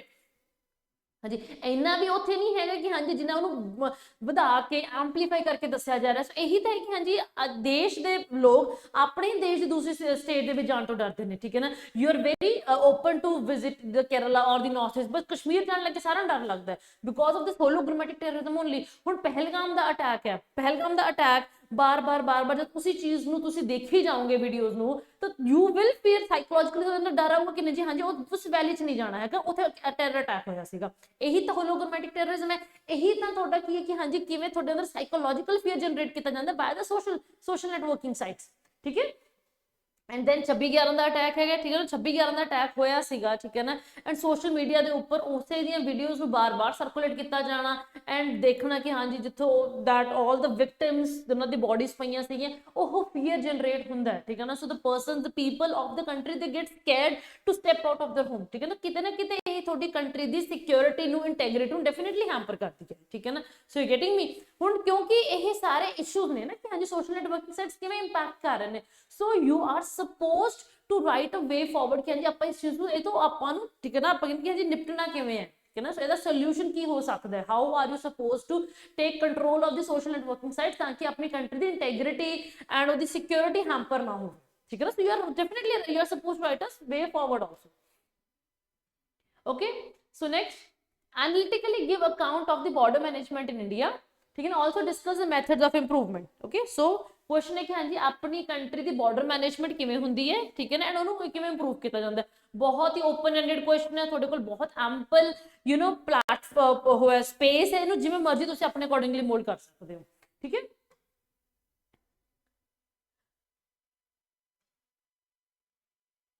ਸੋ ਜੇ ਆਪਾਂ ਆਪਣੀ ਗੱਲ ਕਰੀਏ ਸੋ ਆਪਣੀ ਕੰਟਰੀ ਦੇ ਵਿੱਚ ਜਿਹੜੀ ਬਾਰਡਰ ਮੈਨੇਜਮੈਂਟ ਹੈ ਉਹ these are the major agencies ਜੋ ਕਿ ਅੰਡਰਟੇਕ ਕਰਦੀਆਂ ਨੇ। ਸੋ ਆਪਣੀ ਕੰਟਰੀ ਦੀ ਬੇਸਿਕਲੀ ਹੋਇਆ ਪ੍ਰਿੰਸੀਪਲ ਹੈ which is one border one force principle. For example ਜੇ ਇੰਡੀਆ ਪਾਕਿਸਤਾਨ ਬਾਰਡਰ ਹੈ ਤਾਂ ਉਹਦੀ ਇੱਕ ਫੋਰਸ ਹੈ BSF ਹੈ ਉਹਨੂੰ ਮੈਨੇਜ ਕਰਦੀ ਹੈ। ਇੰਡੀਆ ਬਾਂਗਲਾਦੇਸ਼ ਹੈ ਤਾਂ BSF ਉਹਨੂੰ ਮੈਨੇਜ ਕਰਦੀ ਹੈ। ਬਟ LOC ਹੈ ਤਾਂ ਇੰਡੀਅਨ ਆਰਮੀ ਮੈਨੇਜ ਕਰੇਗੀ। ਹੁਣ LOC ਤੇ BSF ਨਹੀਂ ਆਏਗੀ, LOC ਹੋ ਗਿਆ LAC ਹੋ ਗਿਆ, ਇੰਡੀਅਨ ਆਰਮੀ ਉਸ ਚੀਜ਼ ਨੂੰ ਮੈਨੇਜ ਕਰਦੀ ਹੈ। ਬਾਕੀ ਆਪਾਂ ਕਹਿ ਸਕਦੇ ਕਿ ਹਾਂਜੀ ਬਾਕੀ ਜਿਹੜੀ ਪੰਜਾਬ ਤੋਂ ਲੈ ਕੇ ਗੁਜਰਾਤ ਤੱਕ ਜਿਹੜਾ ਇੰਡੀਆ ਪਾਕਿਸਤਾਨ ਬਾਰਡਰ ਹੈ ਉਹਨੂੰ ਕੌਣ ਮੈਨੇਜ ਕਰਦਾ? BSF ਮੈਨੇਜ ਕਰਦੀ ਹੈ। ਇੰਡੀਆ ਬਾਂਗਲਾਦੇਸ਼ ਹੈ BSF ਮੈਨੇਜ ਕਰਦੀ ਹੈ। Assam rifles India Myanmar manage ਕਰਦੀ ਹੈ, ਠੀਕ ਹੈ ਨਾ। ITBP ਚਾਈਨਾ ਨਾਲ ਕਰਦੀ ਹੈ, ਠੀਕ ਹੈ ਨਾ। ਸਸ਼ਸਤਰ ਸੀਮਾ ਬਲ ਭੂਟਾਨ ਤੇ ਨੇਪਾਲ ਨੂੰ ਮੈਨੇਜ ਕਰਦੀ ਹੈ। ਸੋ ਇੱਕ ਬਾਰਡਰ ਨੂੰ ਇੱਕ ਫੋਰਸ ਮੈਨੇਜ ਕਰਦੀ ਹੈ, ਕੋਈ ਓਵਰਲੈਪਿੰਗ ਨਹੀਂ ਹੈਗੀ ਹੈ ਇੱਥੇ, ਠੀਕ ਹੈ। Okay so this is how India ਦੇ ਵਿੱਚ ਬਾਰਡਰ ਮੈਨੇਜਮੈਂਟ ਹੁੰਦੀ ਹੈ, ਠੀਕ ਹੈ ਨਾ। ਸੋ ਸਟ੍ਰੈਟੇਜੀਜ਼ ਕਿਹੜੀਆਂ ਨੇ, ਕਿਵੇਂ ਆਪਾਂ ਕਰਦੇ ਹਾਂ। ਸੋ ਪਹਿਲੀ ਗੱਲ ਤਾਂ ਆਪਾਂ ਫਿਜ਼ੀਕਲ ਇਨਫਰਾਸਟ੍ਰਕਚਰ ਬਣਾਇਆ ਹੋਇਆ ਜਿਹਦੇ ਵਿੱਚ ਆਪਾਂ ਫਲੱਡ ਲਾਈਟਿੰਗ ਕੀਤੀ, ਫਲੱਡ ਲਾਈਟਿੰਗ ਲਗਾਈ ਹੋਈ ਹੈ, ਆਪਾਂ ਫੈਂਸਿੰਗ ਕੀਤੀ ਹੋਈ ਹੈ, ਠੀਕ ਹੈ ਜੀ। ਟੈਕਨੋਲੋਜੀਕਲ ਇੰਟੀਗ੍ਰੇਸ਼ਨ ਆਪਾਂ ਕੀਤੀ ਜਿੱਥੇ ਵਿੱਚ ਆਪਣਾ comprehensive integrated border management system which is very important. ਬੱਚੇ ਹੁਣ ਇਹਦੇ ਉੱਪਰ ਨਾ ਇਹਦੇ ਉੱਪਰ ਐਜ਼ ਇਟ ਇਜ਼ ਕੁਐਸਚਨ ਪੁੱਛਿਆ ਗਿਆ ਸੀਗਾ CI ਆਪਾਂ ਲਾਸਟ ਕਲਾਸ ਚ ਡਿਸਕਸ ਕੀਤਾ ਸੀਗਾ, ਠੀਕ ਹੈ ਨਾ। ਸੋ ਜਿਹੜਾ ਆਪਣਾ CI BMS ਹੈ, ਠੀਕ ਹੈ ਨਾ, ਸੋ ਉਹਦੇ ਵਿੱਚ multi layered security grid provide ਕੀਤਾ ਜਾਂਦਾ ਹੈ ਜਿੱਥੇ ਸੈਂਸਰਸ ਥਰਮਲ ਇਮੇਜਰਸ ਹੁੰਦੇ ਨੇ, ਰਡਾਰ ਡਰੋਨਸ, ਠੀਕ ਹੈ ਨਾ, ਇਹਨਾਂ ਨੂੰ ਯੂਜ਼ ਕੀਤਾ ਜਾਂਦਾ ਹੈ ਤਾਂ ਕਿ ਆਪਣੇ ਬਾਰਡਰ ਨੂੰ ਵਧੀਆ ਤਰੀਕੇ ਨਾਲ ਆਪਾਂ ਮੈਨੇਜ ਕਰ ਸਕੀਏ। ਐਂਡ ਇਸੇ ਦੇ ਅੰਡਰ ਇੱਕ ਪ੍ਰੋਜੈਕਟ ਲਾਂਚ ਕੀਤਾ ਗਿਆ ਬੋਲਡ QIT ਜੋ ਕਿ ਅਸਾਮ ਬੰਗਲਾਦੇਸ਼ ਬਾਰਡਰ ਨੂੰ ਹੈ ਮੈਨ ਕਰਨ ਲਈ ਹੈ। So this is a pilot project, ਇਹ ਫੁੱਲ ਸਕੇਲ ਤੇ ਨਹੀਂ ਯੂਜ਼ ਹੋਇਆ ਹਜੇ, ਠੀਕ ਹੈ। Then border area development programme ਹੈ ਜਿੱਥੇ ਬਾਰਡਰਿੰਗ ਜਿਹੜੇ ਬਾਰਡਰ ਦੇ ਵਿਲੇजेस ਨੇ ਉਹਨਾਂ ਨੂੰ ਡਿਵੈਲਪ ਕੀਤਾ ਜਾ ਰਿਹਾ ਹੈ ਬਿਕੋਜ਼ ਉਹ ਬਹੁਤ ਸੈਂਸਿਟਿਵ ਰੀਜਨਸ ਨੇ, ਉੱਥੇ ਮੇਜਰ ਡਿਵੈਲਪਮੈਂਟ ਆਪਾਂ ਨਹੀਂ ਕਰ ਸਕਦੀਆਂ, ਮੇਜਰ ਇਨਫਰਾਸਟ੍ਰਕਚਰ ਨਹੀਂ ਬਣਾ ਸਕਦੇ, ਕੋਈ ਮੇਜਰ ਇੰਸਟੀਟਿਊਸ਼ਨਸ ਨਹੀਂ ਆ ਸਕਦੇ ਨੇ ਕਿਉਂਕਿ ਬਾਰਡਰ ਵਿਲੇਜ ਹੈ। ਬਟ ਉਸ ਰੀਜਨ ਨੂੰ ਆਪਾਂ ਨਾ ਕੱਲਾ ਵੀ ਛੱਡ ਨਹੀਂ ਸਕਦੇ ਹਾਂ। ਸੋ ਬਾਰਡਰ ਵਿਲੇजेस ਦੀ ਡਿਵੈਲਪਮੈਂਟ ਹੋਣੀ, ਸਕੂਲ ਐਜੂਕੇਸ਼ਨ ਪ੍ਰੋਵਾਈਡ ਹੋਣਾ, ਉੱਥੇ ਹੈਲਥ ਫੈਸਿਲਿਟੀਜ਼ ਮਿਲਣੀਆਂ, ਉੱਥੇ ਸੜਕਾਂ ਹੋਣੀਆਂ ਬਹੁਤ ਜ਼ਰੂਰੀ ਨੇ, ਠੀਕ ਹੈ ਨਾ। ਸੋ ਉਹਦੇ ਲਈ ਬਾਰਡਰ ਡਿਵੈਲਪਮੈਂਟ ਪ੍ਰੋਗਰਾਮ ਗਵਰਨਮੈਂਟ ਵੱਲੋਂ ਚਲਾਇਆ ਜਾ ਰਿਹਾ ਹੈ। ਐਂਡ ਬਾਇਲੇਟਰਲ ਮੈਕੈਨਿਜ਼ਮ ਹੈ ਜਿੱਥੇ ਦੋ ਕੰਟਰੀਜ਼ ਮਿਲ ਕੇ ਵਰਕਿੰਗ ਗਰੁੱਪਸ ਬਣਾਉਂਦੇ ਨੇ, ਠੀਕ ਹੈ ਜੀ, ਲੋਕਲ ਟੈਂਸ਼ਨਸ ਨੂੰ ਰਿਜ਼ੋਲਵ ਕਰਨ ਲਈ। ਹੁਣ then the second part of the question was ਕਿ ਹਾਂਜੀ scope of improvement ਕੀ ਹੈ, ਕਿ ਆਪਾਂ ਹੋਰ ਇੰਪਰੂਵ ਕਰ ਕਿਵੇਂ ਕਰ ਸਕਦੇ ਹਾਂ। ਪਹਿਲੀ ਗੱਲ ਤਾਂ ਜੇ ਕੋਈ ਚੈਲੰਜ ਹੋਊਗਾ ਤਾਂ ਹੀ ਇੰਪਰੂਵ ਕਰਾਂਗੇ ਨਾ, ਜਿਹੜੀ ਚੀਜ਼ ਪਹਿਲੇ ਠੀਕ ਚੱਲ ਰਹੀ ਹੈ ਉਹਨੂੰ ਇੰਪਰੂਵ ਕਰਨ ਦੀ ਕੀ ਲੋੜ ਹੈ। ਜੇ ਕੋਈ ਦਿੱਕਤ ਆ ਰਹੀ ਹੈ ਤਾਂ ਹੀ ਉਹਨੂੰ ਇੰਪਰੂਵ ਕਰਾਂਗੇ ਨਾ। ਸੋ ਪਹਿਲਾਂ ਦਿੱਕਤਾਂ ਲਿਖਣੀਆਂ ਨੇ, ਠੀਕ ਹੈ ਨਾ। ਪਹਿਲਾਂ ਇੱਕ ਪੈਰਾਗ੍ਰਾਫ, ਛੋਟੇ ਪੈਰਾਗ੍ਰਾਫ ਦੇ ਵਿੱਚ 1 ਪੁਆਇੰਟ 2 ਪੁਆਇੰਟ ਦੇ ਵਿੱਚ ਪਹਿਲਾਂ ਤੁਹਾਨੂੰ ਚੈਲੰਜ ਲਿਖਣਾ ਪਊਗਾ ਕਿ ਹਾਂਜੀ ਚੈਲੰਜ ਕੀ ਆ ਰਿਹਾ ਹੈ, ਕਿਉਂ, ਪਹਿਲੀ ਗੱਲ ਦੀ ਇੰਪਰੂਵਮੈਂਟ ਕਰਨੀ ਹੀ ਕਿਉਂ ਹੈ ਨਾ। ਸੋ कि हाँ जी की चैलेंज है कि आप फेंसिंग तो की हुई है बट टेरेन बहुत डिफिकल्ट है ना, हर जगह फेंसिंग नहीं हो सकती। जिथे रिवर आ गई, रावी रिवर है हुण उत्थे फेंसिंग नहीं हो सकती एंड मेजर ड्रग्स ने उसे रूट तो आउंदे ने। सो दैट इज अ चैलेंज, ठीक है ना। होस्टाइल नेबर्स ने अपने प्रॉक्सी वॉर्स हुंदियां ने, सो इना that's a challenge for us, ठीक है ना। पोरस बॉर्डर्स ने, ओपन बॉर्डर्स ने, that is a challenge for us, ठीक है जी। एंड कोऑर्डिनेशन गैप जिससे इंटेलिजेंस शेयरिंग दे विच गैप आ जांदा वो एक चैलेंज है। ਇਹ ਮਲਟੀਪਲ ਚੈਲੰਜਸ ਜੋ ਕਿ ਆਪਾਂ ਫੇਸ ਕਰ ਰਹੇ ਹਾਂ, ਠੀਕ ਹੈ ਨਾ। ਹੁਣ ਇਸ ਚੀਜ਼ ਨੂੰ ਠੀਕ ਕਿਵੇਂ ਕੀਤਾ ਜਾ ਸਕਦਾ ਹੈ, ਠੀਕ ਹੈ ਨਾ। ਪਹਿਲੀ ਗੱਲ ਤਾਂ ਐਕਸਲਰੇਟਡ ਟੈਕਨੋਲੋਜੀਕਲ ਡਿਪਲੋਇਮੈਂਟ, ਕਿ ਹਾਂਜੀ ਜਿੱਥੇ ਤੁਹਾਡੇ ਕੋਲ ਟੈਕਨੋਲੋਜੀਕਲ ਆਪਾਂ ਕਹਿੰਦੇ ਕਿ ਹਾਂਜੀ ਜਿੱਥੇ ਟਰੇਨ ਦੀ ਪ੍ਰੋਬਲਮ ਹੈ, ਟਰੇਨ ਦੀ ਦਿੱਕਤ ਹੈ, ਉੱਥੇ ਟੈਕਨੋਲੋਜੀ ਨੂੰ ਯੂਜ਼ ਕਰੋ, ਠੀਕ ਹੈ ਨਾ। ਦੈਨ ਉਸ ਤੋਂ ਬਾਅਦ ਚੋਂ ਠੀਕ है ना dedicated national drone grid and anti drone systems are needed, ठीक है। जिथे टेक्नोलॉजी यूज हो सकती है उत्थे टेक्नोलॉजी यूज करो, ठीक है ना। देन एनहांस इंफ्रास्ट्रक्चर डेवलपमेंट, ठीक है ना, जिथे बेसिकली थोड़ी क्योंकि होस्टाइल नेबर है, फॉर एग्जांपल चाइना वर्गा होस्टाइल नेबर है, ठीक है ना। और अरुणाचल के विलेजेस को अपने लैंग्वेज नाम दे रहे हैं। सो अरुणाचल के विलेजेस को डेवलप करो so that those people they get, ठीक है, अटैचमेंट टुवर्ड्स इंडिया। ਜਦੋਂ ਲੋਕ ਹੀ ਇੰਡੀਆ ਨਾਲ ਅਟੈਚ ਹੋਣਗੇ ਤਾਂ ਕੋਈ ਪ੍ਰੋਕਸੀ ਪਾਵਰ ਜਾਂ ਕੋਈ ਹੋਸਟਾਈਲ ਕੰਟਰੀ ਉਸ ਚੀਜ਼ ਨੂੰ ਅਨੈਕਸ ਨਹੀਂ ਕਰ ਸਕਦੀ, ਠੀਕ ਹੈ ਨਾ। ਸੋ ਉਸ ਏਰੀਆ ਨੂੰ ਡਿਵੈਲਪ ਕਰਨ ਦੀ ਲੋੜ, ਠੀਕ ਹੈ ਨਾ। Then improved inter agency coordination, ਠੀਕ ਹੈ ਨਾ, ਮਲਟੀਪਲ ਏਜੰਸੀਜ਼ ਚ ਕੋਆਰਡੀਨੇਸ਼ਨ ਲਿਆਉਣ ਦੀ ਲੋੜ ਹੈ, ਠੀਕ ਹੈ ਨਾ। For example there are certain जो ਆਪਾਂ ਦੇਖੀਏ ਕਿ ਹਾਂਜੀ ਜੰਮੂ ਉੱਪਰ LOC ਹੈ ਐਂਡ ਜਿੱਥੇ ਆਪਣਾ BSF ਹੈ ਉਹਨਾਂ ਦੇ ਵਿੱਚ ਕੋਆਰਡੀਨੇਸ਼ਨ ਦੀ ਜ਼ਰੂਰਤ ਹੈ ਬਿਕੋਜ਼ LOC ਖਤਮ ਹੁੰਦੀ ਹੈ ਬਾਰਡਰ ਸ਼ੁਰੂ ਹੋ ਜਾਂਦਾ ਤਾਂ ਉਸ ਪੁਆਇੰਟ ਤੇ ਯੂ ਨੀਡ ਕੋਆਰਡੀਨੇਸ਼ਨ, ਠੀਕ ਹੈ। देन नेवी कोस्ट गार्ड, ठीक है ना, मेरी अपनी अपनी मरीन पुलिस है इन्हां दे विच क्योंकि वो भी तो मैरीटाइम बॉर्डर हैगा ना अपना। So that is how it is going to take place. हाँ जी, ठीक है ना। सो नैक्सट इज कि अपन इंटर एजेंसी कोऑर्डिनेशन करन दी लोड़ हैगी, ठीक है, जिहदे विच ਫॉर दैट ठीक है ना। सो देयर इज ठीक है ना एस्टैब्लिश करो एक नेशनल बॉर्डर मैनेजमेंट अथॉरिटी ਜਿਹਦੇ ਵਿੱਚ ਥੋੜੀ ਮਲਟੀਪਲ ਏਜੰਸੀਜ਼ ਨੇ ਉਹਨਾਂ ਦੇ ਵਿੱਚ ਕੋਆਰਡੀਨੇਸ਼ਨ ਹੋ ਸਕੇ। then strengthen the intelligence capabilities ਕਿਉਂਕਿ ਪ੍ਰੋਕਸੀ ਵਾਰਸ ਹੁੰਦੀਆਂ ਨੇ, asymmetric warfare ਹੁੰਦੀ ਹੈ, ਸੋ ਇੰਟੈਲੀਜੈਂਸ ਏਜੰਸੀਜ਼ ਨੂੰ ਸਟਰੈਂਥਨ ਅਪ ਕਰਨ ਦੀ ਲੋੜ ਹੈ। ਡਰੋਨਸ ਆ ਰਹੇ ਨੇ, that is also a major ਅਪਕਮ ਜਿਹੜਾ ਹੁਣ ਅੱਜ ਕੱਲ ਰੀਸੈਂਟ ਜਿਹੜਾ ਇਸ਼ੂ ਚੱਲ ਰਿਹਾ, ਸੋ ਉਹਦੇ ਲਈ ਆਪਾਂ ਨੂੰ ਇੰਟੈਲੀਜੈਂਸ ਕੈਪੇਬਿਲਿਟੀਜ਼ ਨੂੰ ਐਨਹਾਂਸ ਕਰਨ ਦੀ ਲੋੜ ਹੈ, ਠੀਕ ਹੈ ਨਾ। then community participation because community is known as the eyes and ears of the forces, ठीक है ना। so real time intelligence ਲਈ ਆਪਾਂ ਨੂੰ community participation ਦੀ ਬਹੁਤ ਜ਼ਿਆਦਾ ਜ਼ਰੂਰਤ ਹੈ, ਠੀਕ ਹੈ ਨਾ। and review border regimes ਨੂੰ timely review ਕਰਨ ਦੀ ਲੋੜ ਹੈ। for example ਮਿਆਂਮਾਰ ਦੇ ਨਾਲ ਹੈਗਾ ਆਪਣਾ the free border regime, ਠੀਕ ਹੈ ਨਾ, free movement regime ਜਿਹਨੂੰ ਆਪਾਂ ਕਹਿੰਦੇ ਹੁੰਦੇ ਆ 8 ਕਿਲੋਮੀਟਰ 16 ਕਿਲੋਮੀਟਰ ਵਾਲੀ, ਸੋ ਉਹਨੂੰ ਟਾਈਮ ਰਿਵਿਊ ਕਰਨ ਦੀ ਲੋੜ ਹੈ ਬਿਕੋਜ਼ ਉਹ ਇੱਕ ਬਹੁਤ ਵੱਡਾ ਆਪਾਂ ਕਹਿ ਸਕਦੇ ਕਿ ਹਾਂਜੀ ਪਾਰਟ ਹੈਗਾ ਜਿਹਦੇ ਥਰੂ ਆਪਣੇ ਨਾਰਥ ਈਸਟ ਦੇ ਵਿੱਚ ਇਨਸਰਜੈਂਸੀ ਸਪਰੈਡ ਕੀਤੀ ਜਾਂਦੀ ਹੈ, ਸੋ ਉਸ ਚੀਜ਼ ਨੂੰ ਵੀ ਟਾਈਮਲੀ ਰਿਵਿਊ ਕਰਨਾ ਬਹੁਤ ਜ਼ਿਆਦਾ ਜ਼ਰੂਰੀ ਹੋ ਜਾਂਦਾ ਹੈ, ਠੀਕ ਹੈ। and then you'll simply ਆਪਾਂ ਕੀ ਕਰਾਂਗੇ we will simply be concluding our answers with the way forward ਕਿ ਹਾਂਜੀ how ਕਿਉਂਕਿ ਨਾ ਇਹਦੇ ਵਿੱਚ ਆਪਾਂ ਦੇਖੀਏ ਤਾਂ ਆਪਾਂ ਹੁਣ ਸੋਲੂਸ਼ਨ ਦੀ ਗੱਲ ਕੀਤੀ ਹੈ ਤਾਂ ਇੱਥੇ ਆਪਾਂ we will ਜਲਦੀ ਠੀਕ ਹੈ ਨਾ ਆਪਾਂ ਇਹਨੂੰ ਕੰਸਾਈਜ਼ਲੀ ਕੰਕਲੂਡ ਕਰ ਦਾਂਗੇ ਰਾਦਰ ਦੇਨ ਕਿਉਂਕਿ ਵੇ ਫॉरवर्ड ਆਪਾਂ ਆਲਰੇਡੀ ਲਿਖ ਚੁੱਕੇ ਹਾਂ ਕਿਉਂਕਿ ਆਪਾਂ ਹੋਰ ਇੰਪਰੂਵ ਕਰਨ ਦੀ ਗੱਲ ਕੀਤੀ ਸੀ ਤਾਂ ਇੰਪਰੂਵਮੈਂਟ ਆਪਾਂ ਦੱਸਦੀ ਹੈ ਤਾਂ ਠੀਕ ਹੈ ਰਾਦਰ ਦੇਨ ਕਿ writing anything else in the conclusion let's simply summarise everything in the ਠੀਕ ਹੈ ਨਾ ਆਪਣੇ ਕੰਕਲੂਜਨ ਵਿੱਚ। ਸੋ ਨੈਕਸਟ ਆਉਂਦਾ ਕਿ ਹਾਂਜੀ comment on the organisation and role of the national security guard ਜਿਹੜੇ NSGs ਨੇ ਉਹਨਾਂ ਦੇ ਸਟਰਕਚਰ ਰੋਲ ਐਂਡ ਆਰਗੇਨਾਈਜੇਸ਼ਨ ਦੇ ਉੱਪਰ ਪੁੱਛਿਆ ਗਿਆ ਐਂਡ ਉਹਨਾਂ ਦੀ ਕ੍ਰਿਟੀਕਲ ਐਗਜ਼ਾਮ ਦੱਸੋ ਰੀਸੈਂਟ ਮੰਥ ਦੇ ਵਿੱਚ ਉਹਨਾਂ ਦੇ ਡਿਪਲੋਇਮੈਂਟ ਦੇ ਉੱਪਰ ਕਿਵੇਂ ਹੋਇਆ ਹੈ। ਸੋ ਜਿਹੜੇ NSG ਦੀ ਜੇ ਆਪਾਂ ਇਹਨਾਂ ਦੀ ਇਸਟੈਬਲਿਸ਼ਮੈਂਟ ਦੀ ਗੱਲ ਕਰੀਏ ਸੋ ਦੇ ਵਰ ਇਸਟੈਬਲਿਸ਼ਡ ਇਨ 1986 ਫੋਲੋਇੰਗ ਆਪਰੇਸ਼ਨ ਬਲੂ ਸਟਾਰ ਤੋਂ ਬਾਅਦ ਇਹਨੂੰ ਇਸਟੈਬਲਿਸ਼ ਕੀਤਾ ਗਿਆ ਸੀਗਾ, ਠੀਕ ਹੈ ਜੀ। ਐਂਡ ਇਹਦੀ ਕੋਰ ਫਿਲਾਸਫੀ ਕੀ ਹੈ ਕਿ ਸਵਿਫਟ ਐਂਡ ਸਪੀਡੀ ਸਟ੍ਰਾਈਕ, ਠੀਕ ਹੈ ਨਾ, swift and speedy strike and immediate withdrawal from the theatre of action, ਠੀਕ ਹੈ ਨਾ, फटाफट बहुत स्विफ्टली काम कर दें इमीडिएटली विड्रॉ कर दें उत्थे बहुत ज़्यादा टाइम नहीं स्पेंड किया जाता, ठीक है जी। सो जे आप ऑर्गेनाइजेशन रोल की गल करिए सो ये बेसिकली दो मेन कंपोनेंट्स ने स्पेशल एक्शन ग्रुप है जो कि इंडियन आर्मी दे सोल्जर्स तो कॉन्स्टिट्यूट होंगे, ठीक है ना, which is basically responsible for all the combat operation जिन्ना भी कंबैट ऑपरेशन है वो आर्मी दे ही सोल्जर्स NSG दे विच जाते हैं which constitute special action group, ठीक है ना। सेकंड है स्पेशल रेंजर ग्रुप, ठीक है ना। सो स्पेशल रेंजर ग्रुप दे विच आ जाते हैं CAPF दे सोल्जर्स आते हैं, ये लॉजिस्टिक सपोर्ट देते हैं, ठीक है जी, ये लॉजिस्टिक सपोर्ट देते हैं, पेरीमीटर सिक्योरिटी देते हैं ਜਦੋਂ कि ਜਿਹੜੇ SAGs ਨੇ ਉਹ ਅੰਦਰ ਆਪਰੇਟ ਕਰ ਰਹੇ ਹੁੰਦੇ ਨੇ, ਠੀਕ ਹੈ। So they give that perimeter security to the NSG special action group ਦੇ ਕਮਾਂਡੋਸ ਨੂੰ, okay। and then special composite group है, ठीक है ना। so this is basically to ensure कि हाँ जी जी rapid response है वो across the country easily हो सके, ठीक है। ये different headquarters बने हुए हैं, ठीक है ना। so this is how the NSG the organization ਕਿਵੇਂ ਕੰਮ ਕਰਦੀ ਹੈ, ਠੀਕ ਹੈ ਨਾ। so ਜੇ ਆਪਾਂ ਇਹਦੇ ਰੋਲ ਦੀ ਗੱਲ ਕਰੀਏ ਸੋ ਇਹਦਾ ਜਿਹੜਾ ਮੇਨ ਕੰਮ ਹੈ that is to neutralize terrorist ਜਿੱਥੇ ਵੀ terrorist threat ਹੁੰਦਾ ਉੱਥੇ NSG ਕਮਾਂਡੋਸ ਨੂੰ ਬੁਲਾਇਆ ਜਾਂਦਾ, ਠੀਕ ਹੈ ਨਾ। so to neutralize terrorist threat hijacking situation ਦੇ ਵਿੱਚ, ਠੀਕ ਹੈ ਜੀ, then bomb disposal ਦੇ ਵਿੱਚ, ठीक है ना, and then perform post blast investigation. So इन्ना सारे सिचुएशंस दे विच NSG कमांडोस ਨੂੰ ਬੁਲਾਇਆ ਜਾਂਦਾ ਹੈ, ओके। ਹੁਣ ਜੇ ਆਪਾਂ ਕ੍ਰਿਟੀਕਲੀ ਦੇਖੀਏ ਕਿ ਹਾਂਜੀ ਰੀਸੈਂਟ ਮੰਥ ਦੇ ਵਿੱਚ ਇਹਨਾਂ ਦੀ ਡਿਪਲੋਇਮੈਂਟ ਕਿਵੇਂ ਹੋਈ ਹੈ, ਠੀਕ ਹੈ ਨਾ। ਫॉर एग्जांपल ਹੁਣ ਇਹਨਾਂ ਦੀ ਜਿਹੜੀ ਰੋਲ ਹੈ ਉਹਨੂੰ ਸਟ੍ਰੈਟੇਜਿਕਲੀ ਐਕਸਪੈਂਡ ਕੀਤਾ ਜਾ ਰਿਹਾ ਹੈ। ਫॉर एग्जांपल ਜਿਹੜੇ ਆਪਣੇ ਵਲਨਰੇਬਲ ਇਨਫਰਾਸਟ੍ਰਕਚਰ ਹੈ ਟੈਂਪਲਸ ਨੇ ਕਿਉਂਕਿ ਅਕਸ਼ਰਧਾਮ ਦੇ ਵਿੱਚ ਟੈਰਰਿਸਟ ਅਟੈਕ ਹੋਇਆ ਸੀਗਾ, ਠੀਕ ਹੈ ਨਾ।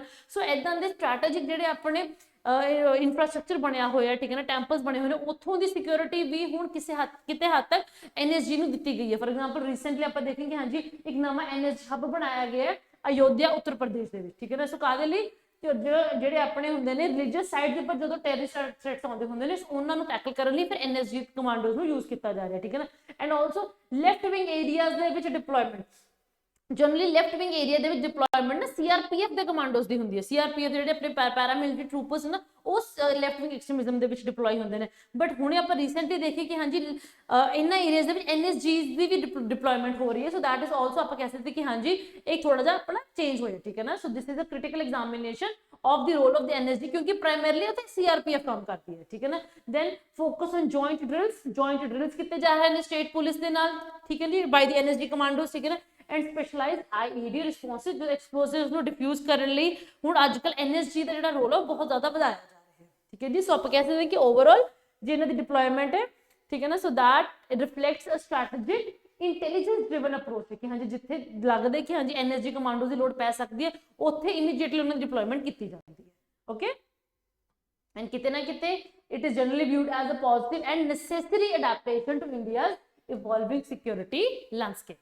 Okay, so next question on there, hanji, explain the following challenges of internal security of India. Separatism in Jammu Kashmir ਦੇ ਵਿੱਚ ਕੀ separate ਕੀ issue ਹੈ separatism ਦਾ, ਤੁਸੀਂ ਉਹਨੂੰ ਲਿਖਣਾ ਹੈ. so this is a very easy question ਕਿ ਹਾਂਜੀ ideological warfare ਹੈ, ਉਹਦੇ ਕਰਕੇ ਹੀ ਜੰਮੂ ਕਸ਼ਮੀਰ ਦੇ ਵਿੱਚ separatism ਆਪਣੀ ਬਹੁਤ ਜ਼ਿਆਦਾ grow ਕੀਤੀ ਹੋਈ ਹੈ, ਠੀਕ ਹੈ ਨਾ. ਸੋ ਚੈਲੰਜ ਕੀ ਜੰਮੂ ਕਸ਼ਮੀਰ ਦੇ ਵਿੱਚ ਸਿਕਿਉਰਿਟੀ ਚੈਲੰਜ ਕੀ ਹੈ ਕਿ ਹਾਂਜੀ ਕ੍ਰਾਸ ਬਾਰਡਰ ਟੈਰਰਿਜ਼ਮ ਐਂਡ ਉਥੋਂ ਐਕਸਟਰਨਲ ਸਪੋਰਟ ਆਪਾਂ ਨੂੰ from are cross the border ਆਪਾਂ ਨੂੰ ਉਥੋਂ ਦੇ ਜਿਹੜੇ ਉੱਤੇ, ਠੀਕ ਹੈ ਨਾ. So the actors who are working ਦੇ ਉਹਨਾਂ ਨੂੰ ਫਿਰ ਕ੍ਰਾਸ ਬਾਰਡਰ ਸਪੋਰਟ ਬਹੁਤ ਮਿਲਦੀ ਹੈ, ਠੀਕ ਹੈ ਨਾ. ਟੈਰਰਿਸਟ ਇਨਫਿਲਟ੍ਰੇਸ਼ਨ ਉੱਥੇ ਹੁੰਦੀ ਹੈ, ਠੀਕ ਹੈ ਨਾ. ਲੋਕਲ ਸਿਵਿਲਿਅਨ ਸਪੋਰਟ ਬਹੁਤ ਜ਼ਿਆਦਾ ਮਿਲ ਰਹੀ ਹੈ because of the spread of ideological, ਠੀਕ ਹੈ ਨਾ. That is also a factor, ਠੀਕ ਹੈ ਨਾ. then shift in terror tactics and location. ਪਹਿਲਾਂ ਜਿੰਨਾ ਵੀ ਟੈਰਰਿਜ਼ਮ ਹੁੰਦਾ ਸੀ ਸਾਰਾ ਕਸ਼ਮੀਰ ਵੈਲੀ ਚ ਸੀਗਾ, ਹੁਣ ਕਿਉਂਕਿ ਕਸ਼ਮੀਰ ਵੈਲੀ ਦੇ ਵਿੱਚ ਡਿਪਲੋਇਮੈਂਟ ਇੰਨੀ ਜ਼ਿਆਦਾ ਹੋ ਚੁੱਕੀ ਹੈ, ਸੋ ਹੁਣ ਉਸ ਚੀਜ਼ ਨੂੰ ਸ਼ਿਫਟ ਕੀਤਾ ਗਿਆ ਟੂ ਜੰਮੂ, ਠੀਕ ਹੈ ਨਾ. ਹੁਣ ਰੀਸੈਂਟਲੀ ਆਪਾਂ ਦੇਖਿਆ ਕਿ ਹਾਂਜੀ ਕਿਵੇਂ ਜੰਮੂ ਦੇ ਵਿੱਚ ਬਹੁਤ ਟੈਰਰ ਅਟੈਕਸ ਵੱਧ ਗਏ ਨੇ, ਸੋ ਇਹ ਸ਼ਿਫਟ ਹੋਏ, ਠੀਕ ਹੈ ਨਾ. ਠੀਕ ਹੋਰ ਕੀ ਹੋਇਆ ਕਿ ਹਾਂਜੀ ਹੁਣ ਇੱਥੇ ਸਿਵਿਲੀਅਨਸ ਦੇ ਫਾਰਮ ਦੇ ਵਿੱਚ, ਠੀਕ ਹੈ ਨਾ, ਆਪਾਂ ਦੇਖਦੇ ਹੋਈਏ ਕਿ ਹਾਂਜੀ ਕਿਵੇਂ ਉਹਨਾਂ ਨੂੰ ਯੂਜ਼ ਕੀਤਾ ਜਾ ਰਿਹਾ ਫॉर ਟੈਰਰ ਅਟੈਕ. ਕਿਉਂਕਿ ਜੇ ਹੁਣ ਤੁਸੀਂ ਰੀਸੈਂਟਲੀ ਪਹਿਲਗਾਮ ਅਟੈਕ ਦੇਖੋਗੇ ਤਾਂ ਉਹਦੇ ਵਿੱਚ ਕੀ ਆਪਾਂ ਦੇਖਿਆ ਕਿ ਹਾਂਜੀ ਕਿਵੇਂ ਸਿਵਿਲੀਅਨਸ ਨੂੰ ਯੂਜ਼ ਕੀਤਾ ਗਿਆ ਸੀਗਾ ਕਿ ਹਾਂਜੀ ਕੋਈ ਲੌਜਿਸਟਿਕ ਸਪੋਰਟ ਦੇ ਰਿਹਾ ਹੈ, ਕਿਸੇ ਨੇ ਘਰੇ ਰਾਤ ਨੂੰ ਰੋਟੀ ਖਵਾਈ ਹੈ. ਇਹ ਕਿ ਹਾਂਜੀ this is how the terror separatism in Jammu Kashmir is making that shift in the country, ठीक है. Then radicalization and information warfare and narco terrorism, that is also very big ਜਿਹੜਾ element ਹੈਗਾ separatism the, because narco terrorism ਨੂੰ use ਕਰਕੇ ਹੀ ਫਿਰ ਹਵਾਲਾ transaction, money laundering ਕੀਤੀ ਜਾਂਦੀ ਹੈ narco terrorism ਨੂੰ use ਕਰਕੇ, and ਉਹਦੇ ਕਰਕੇ ਉਹਦੇ ਨਾਲ ਫਿਰ ਤੁਹਾਨੂੰ guns ਖਰੀਦੀਆਂ ਜਾਂਦੀਆਂ ਨੇ, ਠੀਕ ਹੈ ਨਾ.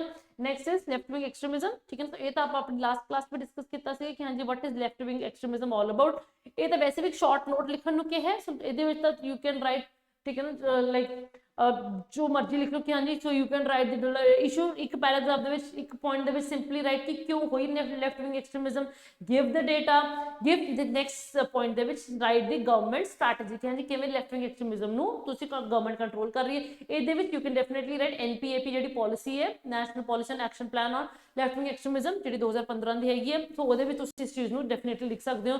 ਜਿਹੜਾ ਸਮਾਧਾਨ ਡਾਕਟਰਾਈਨ ਹੈ ਉਹ ਇਹਦੇ ਵਿੱਚ ਆ ਜਾਊਗੀ, ਠੀਕ ਹੈ ਜੀ. ਇਕਲਵਿਆ ਮਾਡਲਸ ਆ ਗਏ ਨੇ ਤੁਹਾਡੇ, ਆਪਣੇ ਡਿਸਟ੍ਰਿਕਟ ਜਿਹੜੇ ਐਸਪੀਰੇਸ਼ਨਲ ਡਿਸਟ੍ਰਿਕਟ ਪ੍ਰੋਗਰਾਮ ਹੈ ਉਹ ਇਹਦੇ ਵਿੱਚ ਆ ਜਾਊਗਾ. So left wing extremism is a very important topic ਕਿਉਂਕਿ ਇਹ ਆਲਮੋਸਟ ਹਰ ਸਾਲ ਪੇਪਰ ਚ ਆਇਆ ਹੈ, ठीक है. Relation with development and extremism, left wing extremism, so this is how it is being asked in the paper, ठीक है ना, almost every year.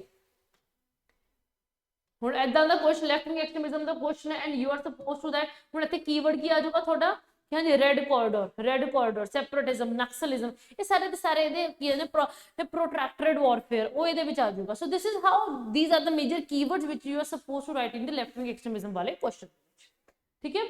नेक्स्ट है discuss the role of media in contemporary strategic environment with reference to India. हाँ जी, media का की role है contemporary strategic environment में, ठीक है ना. पर्टिकुलर जो आप गल करनी, आप इंडिया की गल करनी है, सो उस इंडिया नू लैके इंडिया की सिक्योरिटी नू लैके how is media playing a major role, ठीक है ना. कुछ ਇਹਦਾ पॉजिटिव भी होगा, कुछ ਇਹਦਾ नेगेटिव भी होगा, ठीक है ना. ये आई थिंक क्वेश्चन ਆਪਾਂ लास्ट क्लास भी आप डिस्कस किया सी कि हाँ जी ਕਿਵੇਂ ਇਹ ਮੀਡੀਆ ਯੂਜ਼ ਕੀਤਾ ਜਾ ਰਿਹਾ ਹੈ, ਠੀਕ ਹੈ ਨਾ. ਸੋ ਰੋਲ ਆਫ ਮੀਡੀਆ ਇਹਦਾ ਪੋਜ਼ਿਟਿਵ ਵੀ ਹੈਗਾ ਜਿਹਨੂੰ ਆਪਾਂ ਨਿਊਟਰਲ ਰੋਲ ਕਹਿ ਸਕਦੇ ਹਾਂ, ਪੋਜ਼ਿਟਿਵ ਰੋਲ ਕਹਿ ਸਕਦੇ ਹਾਂ, ਜਿਹਦੇ ਵਿੱਚ it acts as a watchdog, it is very helpful in the, ਠੀਕ ਹੈ ਨਾ, checking the accountability of multiple forces, of multiple elements of the security, ਠੀਕ ਹੈ ਨਾ. So it is considered as the fourth pillar of democracy. Then public awareness and crisis communication. I remember मैं ਤੁਹਾਨੂੰ last class ਦੇ ਵਿੱਚ blackout ਦਾ example ਦਿੱਤਾ ਸੀ ਨਾ, operation sindoor ਵੇਲੇ, ਉੱਥੇ ਮੀਡੀਆ ਦਾ ਰੋਲ ਆ ਜਾਂਦਾ ਹੈ, ਠੀਕ ਹੈ ਨਾ. Then shaping the public opinion and foreign policy. Again, this is how it is going to play a very positive role, ਠੀਕ ਹੈ ਨਾ. ਜਦੋਂ ਵੀ ਆਪਾਂ ਕਹਿੰਦੇ ਕਿ ਹਾਂਜੀ ਆਪਣੀ ਕਿਸੇ ਵੀ country, not just for India but for any country, ਹੁਣ ਕਿਉਂਕਿ ਕੁਐਸਚਨ ਇੰਡੀਆ ਸਪੈਸਿਫਿਕ ਹੈ ਤਾਂ ਤੁਹਾਨੂੰ ਇੰਡੀਆ ਸਪੈਸਿਫਿਕ ਐਗਜ਼ਾਮਪਲ ਦੇਣਾ ਪਊਗਾ ਇੱਥੇ, ਠੀਕ ਹੈ ਨਾ. ਬਸ ਇੰਨਾ ਹੀ ਹੈ, ਓਕੇ. ਹੁਣ ਚੈਲੰਜਸ ਕੀ ਆ ਜਾਂਦੇ ਨੇ, ਚੈਲੰਜ ਆਪਾਂ ਅਗੇਨ ਵੀ ਹੈਵ ਡਿਸਕਸ. ਪਹਿਲੀ ਗੱਲ ਤਾਂ ਮਿਸ ਇਨਫੋਰਮੇਸ਼ਨ ਸਪਰੈਡ ਹੁੰਦੀ ਹੈ, ਡਿਸ ਇਨਫੋਰਮੇਸ਼ਨ ਸਪਰੈਡ ਹੁੰਦੀ ਹੈ, ਗਲਤ ਇਨਫੋਰਮੇਸ਼ਨ ਫੈਲਾਈ ਜਾ ਰਹੀ ਹੈ, ਠੀਕ ਹੈ ਜੀ, ਅੱਧੀ ਇਨਫੋਰਮੇਸ਼ਨ ਫੈਲਾਈ ਜਾਣਾ, ਠੀਕ ਹੈ ਜੀ. ਦੈਨ ਉਸ ਤੋਂ ਬਾਅਦ ਰੈਡੀਕਲਾਈਜੇਸ਼ਨ ਐਂਡ ਰਿਕਰੂਟਮੈਂਟ, ਕਿਉਂਕਿ ਮੀਡੀਆ ਸਿਰਫ ਆਪਾਂ ਯਾਨੀ ਕਹਿੰਦੇ ਕਿ ਜਿਹੜਾ ਟੀਵੀ ਤੇ ਆ ਰਿਹਾ ਹੈ, ਸੋਸ਼ਲ ਮੀਡੀਆ ਵੀ ਤਾਂ ਮੀਡੀਆ ਦੇ ਵਿੱਚ ਹੀ ਆ ਜਾਂਦਾ ਨਾ. ਤੇ ਰੈਡੀਕਲਾਈਜੇਸ਼ਨ, ਡੀਪ ਫੇਕਸ, ਬਹੁਤ ਇੱਥੇ ਵੱਡਾ ਐਲੀਮੈਂਟ ਆਉਂਦਾ ਆਪਣਾ ਮਿਸ ਇਨਫੋਰਮੇਸ਼ਨ ਦੇ ਵਿੱਚ, ठीक है जी। Then undermining the military morale, that is also कि हाँ जी जो साइकोलॉजिकल वॉरफेयर चलती है, ठीक है, जो बुरहान वानी ਨੂੰ ਲੋਕ ਇੰਨਾ ਜ਼ਿਆਦਾ ਉਹਨੂੰ ਸਪੋਰਟ ਕਰਦੇ ਨੇ ਤੇ ਕਿਤੇ ਨਾ ਕਿਤੇ ਮਿਲਟਰੀ ਜਿਹੜੇ ਪਰਸਨ ਉਹਨਾਂ ਦੇ ਉੱਪਰ ਸਾਈਕੋਲॉजिकल ਇੰਪੈਕਟ ਹੁੰਦਾ ਕਿ ਹਾਂਜੀ the people are you know the praising ਔਰ ਵਰਸ਼ਿਪਿੰਗ ਅ ਟੈਰਰਿਸਟ, ਤਾਂ ਉਹਨਾਂ ਦਾ ਸਾਈਕੋਲॉजिकल ਜਿਹੜਾ ਉਹ ਕਹਿ ਸਕਦੇ ਕਿ ਹਾਂਜੀ ਮੋਰਲ ਬਹੁਤ ਜ਼ਿਆਦਾ ਨੀਚੇ ਜਾਂਦਾ ਹੈ। ਤਾਂ ਇਹੋ ਜਿਹੀ ਜਦੋਂ ਇਸ ਚੀਜ਼ ਨੂੰ ਬਹੁਤ ਜ਼ਿਆਦਾ ਮੀਡੀਆ ਦੇ ਉੱਪਰ ਬਹੁਤ ਜ਼ਿਆਦਾ ਪੋਰਟਰੇ ਕੀਤਾ ਜਾਂਦਾ ਹੈ, definitely that is going to impact the security of our country. ठीक है जी, okay. And real time intelligence sharing for the hostile actors, ये मैं लास्ट क्लास में दस्सिया सीगा कि ਜਿਹੜੇ ਆਪਣੇ जो ताज होटल के ऊपर अटैक होया सीगा ਉਹਨਾਂ ਦੇ ਰੀਅਲ ਲਾਈਵ ਟੈਲੀਕਾਸਟ ਹੋ ਰਿਹਾ ਸੀਗਾ, ਠੀਕ ਹੈ ਨਾ, ਕਿਵੇਂ ਆਪਣੇ ਐਨਐਸਜੀ ਕਮਾਂਡੋਸ ਨੂੰ ਤਾਜ ਹੋਟਲ ਦੇ ਉੱਪਰ, ਠੀਕ ਹੈ ਨਾ, ਡਿਪਲੋਏ ਕੀਤਾ ਜਾ ਰਿਹਾ ਸੀਗਾ, ਉਹ ਸਾਰੀ ਇਨਫੋਰਮੇਸ਼ਨ ਸਿੱਧਾ ਟੈਰਰਿਸਟ ਕੋਲ ਜਾ ਰਹੀ ਸੀਗੀ। that played basically ਉਹ ਚੀਜ਼ ਆਪਣੇ ਫੋਰਸਿਸ ਦੇ ਅਗੇਂਸਟ ਕੰਮ ਕੀਤੀ ਸੀਗੀ, ਠੀਕ ਹੈ ਨਾ। ਸੋ ਤਾਂ ਹੀ ਇਸ ਵਾਰ ਆਪਰੇਸ਼ਨ ਸਿੰਦੂਰ ਵੇਲੇ there was a complete ban, media houses ਨੂੰ ਕੰਪਲੀਟਲੀ ਕਿਹਾ ਗਿਆ, ਸਟ੍ਰਿਕਟ ਡਾਇਰੈਕਸ਼ਨ ਸੀਗੀਆਂ ਕਿ ਕੋਈ ਲਾਈਵ ਮੀਡੀਆ ਕਵਰੇਜ ਨਹੀਂ ਹੋਏਗੀ, ਠੀਕ ਹੈ ਨਾ। So the people were made aware ਕਿ ਜਦੋਂ ਵੀ ਤੁਹਾਡੇ ਘਰ ਸਾਡੇ ਸ਼ਹਿਰ 'ਚ ਕੋਈ ਵੀ ਤੁਹਾਡੀ ਫੋਰਸਿਸ ਦੀ ਡਿਪਲੋਇਮੈਂਟ ਹੋ ਰਹੀ ਹੈ, ਮੂਵਮੈਂਟ ਹੋ ਰਹੀ ਹੈ, please do not share this on social media, because ਕਿਤੇ ਨਾ ਕਿਤੇ ਆਪਣੀ ਕੰਟਰੀ ਦੀ ਸਿਕਿਉਰਿਟੀ ਦੇ ਅਗੇਂਸਟ ਜਾਂਦਾ ਹੈ, ਠੀਕ ਹੈ। then next question, discuss the role of money laundering as a non conventional threat, कि हाँ जी money laundering as a non conventional threat किमें ਉਹਦਾ ਕੀ ਰੋਲ ਹੈ ਉਹਦਾ, ਠੀਕ ਹੈ ਨਾ, of money laundering ਦਾ, ठीक है जी। सो सब तो पहला I think everybody knows कि हाँ जी पहली ਗੱਲ ਤਾਂ money laundering ਹੁੰਦੀ ਕੀ ਹੈ, ठीक है ना। so it is a significant non conventional threat है to national and international security, because ਉਹ ਇੱਕ financial ਆਪਾਂ ਨੂੰ platform ਦਿੰਦੀ ਹੈ, ठीक है ना, for criminal and terrorist organisation कि हाँ जी जो मेजर जी अपनी सिक्योरिटी एजेंसीज ने, इन्फोर्समेंट डायरेक्टरेट वर्गी इंटैलिजेंस ने, डीआरआईज वर्गी इंस्टीट्यूशंस ने, उन्होंने बाईपास करके किवें वो ड्रग्स हो गया, यू नो द वेपन्स हो गए, उन्होंने खरीदते बेचते हैं, ठीक है, ठीक है ना। सो की role as a non conventional threat, पहली गल है कि हाँ जी मनी लॉन्ड्रिंग ਨੂੰ यूज किया जाता है, पैसे क्योंकि हवाला ट्रांजैक्शंस ਹੁੰਦੀਆਂ ਨੇ ਨਾ, ਹਵਾਲਾ ਉਹਦੇ ਥਰੂ ਹੁੰਦਾ ਕੀ ਹੈ, ਟੈਰਰਿਜ਼ਮ ਦੀ ਫੰਡਿੰਗ ਹੁੰਦੀ ਹੈ, ठीक है जी। तो देन उस तो बाद चो then second is your the drug trafficking and organised crime ਨੂੰ ਕਰਨਾ, ठीक है। ਹੁਣ ਇਹਦੇ ਵਿੱਚ ਵਜੇ ਤੁਹਾਡਾ दूसरा पॉइंट आ जाता ਹੁੰਦਾ है, दैट इज योर ਜਿਹੜੀ ਆਪਣੇ ਵਾਈਲਡ ਲਾਈਫ ਜਿਹੜੀ ਉਹ ਨਾ ਆਪਾਂ ਕਹਿੰਦੇ ਕਿ ਇਲੀਗਲ ਵਾਈਲਡ ਲਾਈਫ ਜਿਹੜੀ ਸੇਲ ਹੁੰਦੀ ਹੈ, ਠੀਕ ਹੈ ਨਾ। ਸੋ ਉਹ ਵੀ ਇਹਦੇ ਵਿੱਚ ਆਊਗਾ, ਠੀਕ ਹੈ ਨਾ। So drug trafficking and organised crime, ਹੁਣ ਆਰਗੇਨਾਈਜ਼ਡ ਕ੍ਰਾਈਮ ਸਿਰਫ ਡਰੱਗਸ ਵਾਲੀ ਨਹੀਂ ਹੁੰਦੀ ਹੈਗੀ, ਜਿਹੜੇ ਰੈਕਟਸ ਬਣੇ ਹੋਏ ਨੇ, ਇਲੀਗਲ ਵਾਈਲਡ ਲਾਈਫ ਟ੍ਰੇਡ ਕੀਤੀ ਜਾਂਦੀ ਹੈ, ਉਹ ਵੀ ਹਵਾਲਾ ਟ੍ਰਾਂਜੈਕਸ਼ਨਸ ਹੀ ਯੂਜ਼ ਹੁੰਦੀਆਂ ਨੇ, ਉੱਥੇ ਵੀ ਮਨੀ ਲਾਂਡਰਿੰਗ ਹੁੰਦੀ ਹੈ। ਹੁਣ ਉਹ ਵੀ ਤੁਸੀਂ ਡਰੱਗਸ ਦੇ ਨਾਲ ਡੈਫੀਨਿਟਲੀ ਤੁਸੀਂ ਉਹਦੇ ਨਾਲ ਲਿੰਕ ਕਰ ਸਕਦੇ ਹੋ, ਠੀਕ ਹੈ। then golden crescent है, golden triangle है, ਉੱਥੋਂ ਜਿਹਨਾਂ ਦਾ ਵੀ ਪ੍ਰੋਡਿਊਸ ਜਿਹੜੀ ਉਹ ਮਨੀ ਦੀ ਮੂਵਮੈਂਟ ਹੁੰਦੀ ਹੈ, ਡਰੱਗਸ ਦੀ ਮੂਵਮੈਂਟ ਹੁੰਦੀ ਹੈ, ਉਹ ਮਨੀ ਲਾਂਡਰਿੰਗ ਹੀ ਥਰੂ ਹੀ ਹੁੰਦੀ ਹੈ, ਠੀਕ ਹੈ ਜੀ।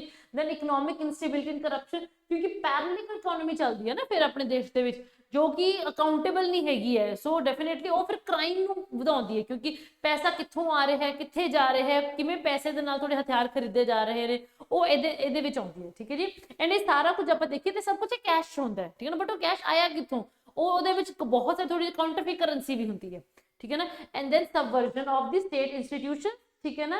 ਸੋ ਜਿਹੜੇ ਆਪਣੇ ਸਟੇਟ ਇੰਸਟੀਟਿਊਸ਼ਨਸ ਨੇ, ਠੀਕ ਹੈ ਨਾ, ਡੈਫੀਨੇਟਲੀ ਉਹਨਾਂ ਦੀ ਸਿਕਿਉਰਿਟੀ ਫਰੇਮਵਰਕ ਨੂੰ ਇੰਪੈਕਟ ਕੀਤਾ ਜਾਂਦਾ, ਡੈਮੋਕ੍ਰੈਟਿਕ ਪ੍ਰਿੰਸੀਪਲਸ ਨੂੰ ਇੰਪੈਕਟ ਕੀਤਾ ਜਾਂਦਾ, ਠੀਕ ਹੈ ਨਾ। So these are the some of the challenges ਜੋ ਕਿ ਮਨੀ ਲਾਂਡਰਿੰਗ ਪ੍ਰੈਜ਼ੈਂਟ ਕਰਦੇ ਨੇ, ਠੀਕ ਹੈ ਨਾ। ਹੁਣ ਇਸ ਚੀਜ਼ ਨੂੰ ਟੈਕਲ ਕਰਨ ਲਈ ਗਵਰਨਮੈਂਟ ਕੀ ਕਰ ਰਹੀ ਹੈ, ਠੀਕ ਹੈ ਨਾ। So we have got the enforcement directorate ਹੈਗੇ, ਠੀਕ ਹੈ ਨਾ, ਆਪਣੀ ਫਾਈਨੈਂਸ਼ੀਅਲ ਇੰਟੈਲੀਜੈਂਸ ਯੂਨਿਟ ਹੈਗੀ ਹੈ, ਠੀਕ ਹੈ ਨਾ। so they are we have these agencies to combat this money laundering, ਇਹਦੀ ਆਪਣਾ ਐਕਟ ਬਣਿਆ ਹੋਇਆ PMLA ਦਾ, ਐਂਡ PMLA ਦਾ ਜਿਹੜਾ ਐਕਟ ਹੈ ਉਹਦੇ ਅਗੇਂਸਟ ਇੱਕ ਵਾਰ ਅਰੈਸਟ ਹੋ ਜਾਏ ਤਾਂ ਅਰੈਸਟ ਤੋਂ ਬਾਅਦ ਚੋਂ ਫਿਰ PMLA ਦੇ ਅੰਡਰ ਬੇਲ ਨਹੀਂ ਮਿਲਦੀ ਹੈਗੀ ਹੈ, ਠੀਕ ਹੈ ਨਾ, ਕਿਉਂਕਿ bail basically government has to be assured, ਜਿਹੜੀ ਏਜੰਸੀਜ਼ ਨੇ, ਠੀਕ ਹੈ ਨਾ, ਜਿਹੜੇ IRS ਆਫੀਸਰਸ ਨੇ, ਜਿਹੜੇ ਅਰੈਸਟ ਕਰਦੇ ਨੇ, ਉਹ ਜਦ ਤੱਕ ਉਹ 200% ਅਸ਼ੋਰ ਨਹੀਂ ਹੋ ਜਾਂਦੇ that you are guilty, you are not guilty, ਠੀਕ ਹੈ ਨਾ। ਸੋ ਤੁਹਾਨੂੰ ਬੇਲ ਨਹੀਂ ਮਿਲਦੀ, ਅਦਰਵਾਈਜ਼ ਹਰ ਕੇਸ 'ਚ ਬੇਲ ਮਿਲ ਜਾਂਦੀ ਹੈ। ਮਨੀ ਲਾਂਡਰਿੰਗ ਦੇ PMLA ਦੇ ਅੰਡਰ ਬੇਲ ਨਹੀਂ ਮਿਲਦੀ ਹੈਗੀ, ਕਿਉਂਕਿ ਮਨੀ ਲਾਂਡਰਿੰਗ ਹੈ, ਮਨੀ ਲਾਂਡਰਿੰਗ ਦਾ ਪੈਸਾ ਫਿਰ ਟੈਰਰਿਸਟ ਫੰਡਿੰਗ ਲਈ ਯੂਜ਼ ਹੁੰਦਾ। So this is a very strong institutions, ਠੀਕ ਹੈ ਨਾ, ਜੋ ਕਿ ਆਪਣੀ ਗਵਰਨਮੈਂਟ ਨੇ ਬਣਾਇਆ ਹੋਇਆ, ठीक है ना। एंड देन इंटरनेशनल कोऑपरेशन भी आप कर रहे हैं, इंडिया FATF का मैंबर है, that is also a very powerful tool, ठीक है ना, जिहदे विच ब्लैक लिस्टिंग ग्रे लिस्टिंग हो जाती है, ठीक है ना, कंट्रीज दी जो कि मनी लॉन्ड्रिंग नू प्रमोट करते हैं, ठीक है। सो नेक्स्ट क्वेश्चन है, do you think that reforms in police as law enforcement agency is one of the bottlenecks in the internal security of policy of India, critically examined? कि हाँ जी ਜਿਹੜੇ ਆਪਣੇ पुलिस रिफॉर्म्स की आप गल करते हैं कि हाँ जी ਜਿਹੜੇ ਆਪਣੇ ਠੀਕ ਹੈ ਨਾ, so we have the police reforms ਕਿ ਹਾਂਜੀ ਕਿ ਉਹ ਆਪਣੀ ਕੰਟਰੀ ਦੀ ਜਿਹੜੀ ਸਿਕਿਉਰਿਟੀ ਫਰੇਮਵਰਕ ਹੈ ਉਹਦੇ ਵਿੱਚ ਪੁਲਿਸ ਰਿਫਾਰਮਸ ਹੋਣੇ ਕਿੰਨੇ ਜ਼ਰੂਰੀ ਨੇ, ਤੁਸੀਂ ਇਸ ਚੀਜ਼ ਨੂੰ ਕ੍ਰਿਟੀਕਲੀ ਐਗਜ਼ਾਮਿਨ ਕਰਨਾ, ਠੀਕ ਹੈ ਜੀ। ਸੋ ਪਹਿਲੀ ਗੱਲ ਤਾਂ ਕਿ ਹਾਂਜੀ ਪੋਲੀਟੀਕਲ ਇੰਟਰਫੇਰੈਂਸ ਪੁਲਿਸ ਦੇ ਵਿੱਚ ਪੁਲਿਸ ਦੀ ਫੰਕਸ਼ਨਿੰਗ ਦੇ ਵਿੱਚ ਪੋਲੀਟੀਕਲ ਇੰਟਰਫੇਰੈਂਸ ਬਹੁਤ ਜ਼ਿਆਦਾ ਹੈਗੀ, ਆਟੋਨੋਮੀ ਨਹੀਂ ਹੈਗੀ ਹੈ। ਜਿੱਥੇ ਆਟੋਨੋਮੀ ਨਹੀਂ ਹੈਗੀ ਹੈ, ਫਿਰ ਜਿੱਥੇ ਹਾਈ ਪ੍ਰੋਫਾਈਲ ਕੇਸਿਸ ਆ ਜਾਂਦੇ ਨੇ, ਫਿਰ ਉੱਥੇ police is not free to undertake the investigation, ਠੀਕ ਹੈ ਨਾ।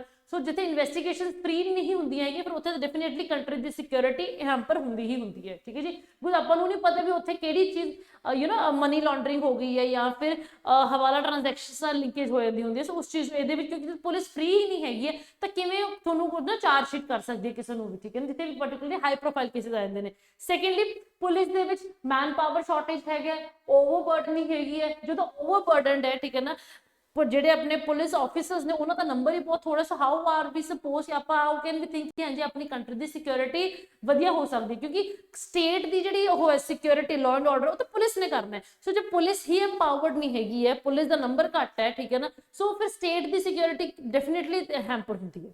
Okay, then outdated infrastructure and training, ਠੀਕ ਹੈ ਨਾ। ਸੋ ਐਵਰੀਬਡੀ ਨੋਜ਼ ਕਿ ਜਿਹੜੀ ਪੁਲਿਸ ਫੋਰਸ ਹੁੰਦੀ ਹੈ ਆਪਣੀ, ਠੀਕ ਹੈ ਨਾ, ਉਹਦੇ ਕੋਲ ਇਨਫਰਾਸਟ੍ਰਕਚਰ ਵੀ ਆਊਟਡੇਟਡ ਹੁੰਦਾ, ਟ੍ਰੇਨਿੰਗ ਵੀ ਪੁਲਿਸ ਜਿਹੜੇ ਆਪਣੇ ਪੁਲਿਸ ਪਰਸਨਲਸ ਹੁੰਦੇ ਨੇ ਉਹਨਾਂ ਦੀ ਟ੍ਰੇਨਿੰਗ ਵੀ ਇੰਨੀ ਹਾਈ ਨਾ ਡੈਡੀਕੇਟਿਡ ਟ੍ਰੇਨਿੰਗ ਨਹੀਂ ਹੁੰਦੀ ਹੈਗੀ, ਠੀਕ ਹੈ ਨਾ। ਸੋ ਰਿਗਰਸ ਟ੍ਰੇਨਿੰਗ ਉਹਨਾਂ ਦੀ ਨਹੀਂ ਹੁੰਦੀ ਹੈ। ਸੋ ਕਿਤੇ ਨਾ ਕਿਤੇ ਫਿਰ ਜਿਹੜੇ ਕ੍ਰਿਮੀਨਲਸ ਨੇ, ਸੋ ਦੇ ਆਰ ਵੈਰੀ ਈਜ਼ੀ, ਉਹ ਬਹੁਤ ਈਜ਼ਲੀ ਉਹਨਾਂ ਕੋਲ ਪੋਸੀਬਿਲਿਟੀ ਹੁੰਦੀ ਕਿ ਓਵਰ ਪਾਰ ਕਰ ਸਕਦੇ ਹੁੰਦੇ ਨੇ, ਠੀਕ ਹੈ ਨਾ। ਦੈਨ ਪਬਲਿਕ ਟਰਸਟ ਡੈਫਿਸਿਟ ਇਨ ਕਮਿਊਨਿਟੀ ਪੁਲਿਸਿੰਗ, ਠੀਕ ਹੈ ਨਾ। ਸੋ ਦੇਖਿਆ ਹੀ ਗਿਆ ਕਿ ਜਿੱਥੇ ਤੁਸੀਂ ਕੋਈ ਬੰਦਾ ਪੁਲਿਸ ਵਾਲੇ ਪੁਲਿਸ ਆਫਿਸਰ ਨੂੰ ਦੇਖ ਲੈਂਦਾ, ਉੱਥੇ ਡਰ ਲੱਗਣ ਲੱਗ ਜਾਂਦਾ ਕਿ ਹਾਂਜੀ ਕਿਤੇ ਸਾਨੂੰ ਕੋਈ ਫੜਨ ਨਾ ਆ ਜਾਵੇ, ਠੀਕ ਹੈ ਨਾ।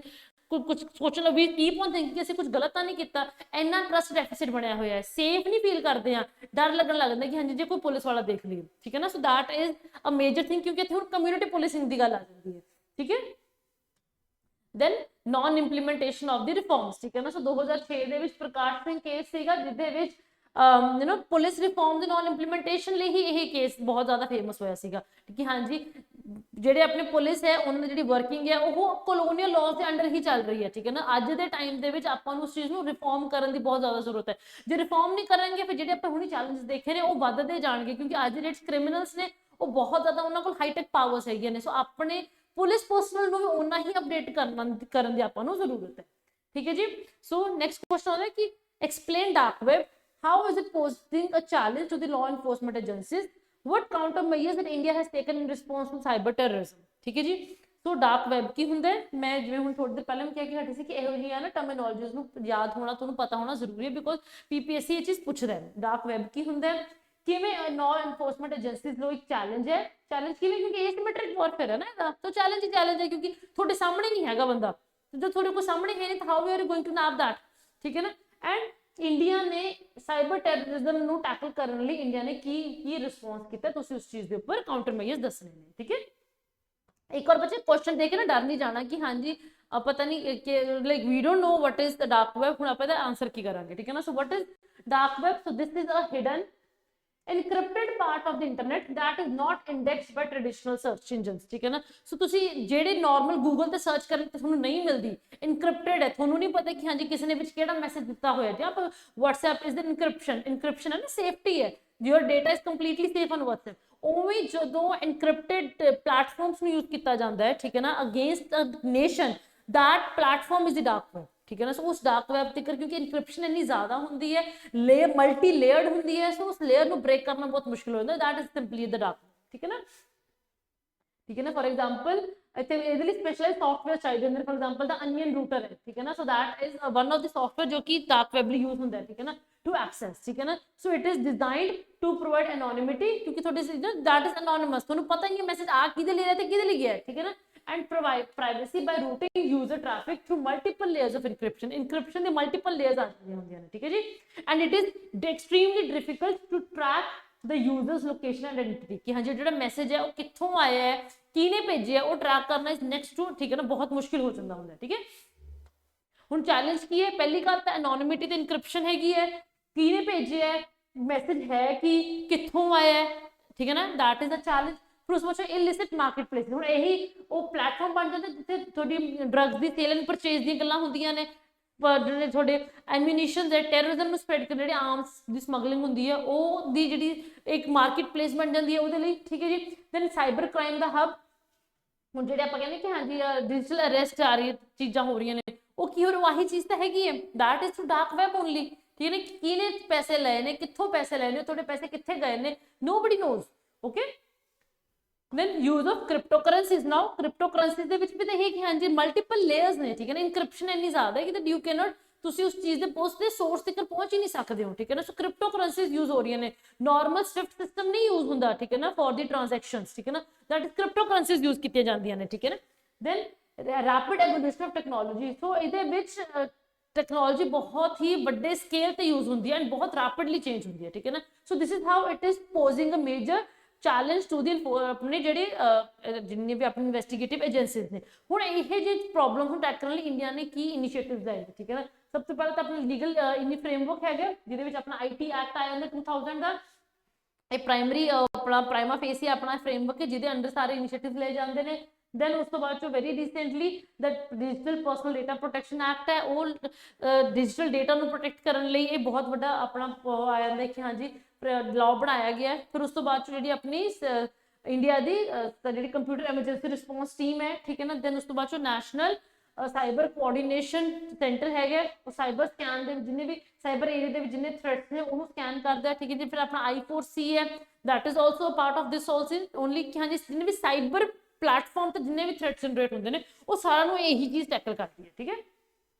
ਆਈ ਆਪਾਂ ਕੀ ਕਹਿੰਦੇ Indian cyber crime control coordination centre ministry of home affairs ਨੇ ਇਹਨੂੰ ਬਣਾਇਆ ਸੀਗਾ for coordinated and effective dealing of the cyber crimes, ਠੀਕ ਹੈ ਜੀ। ਦੈਨ ਆਪਣਾ national critical information infrastructure protection है, अगेन अपने क्रिटिकल इंफ्रास्ट्रक्चर को प्रोटेक्ट करने लिए, हैकिंग तो प्रोटेक्ट करने लिए अपना ये अपना बनाया गया है, सेंटर बनाया गया है, ठीक है जी। एनर्जी हो गया, क्योंकि आप रिसेंटली आप देखिए जी एम्स की ना वैबसाइट में हैक किया गया सीगा, सो दैट इज हुण एम्स की हैक हो सकती है, तो अपना कोई न्यूक्लियर पावर प्लांट की वैबसाइट नहीं हैक हो सकती, डेफिनेटली हो सकती है ना।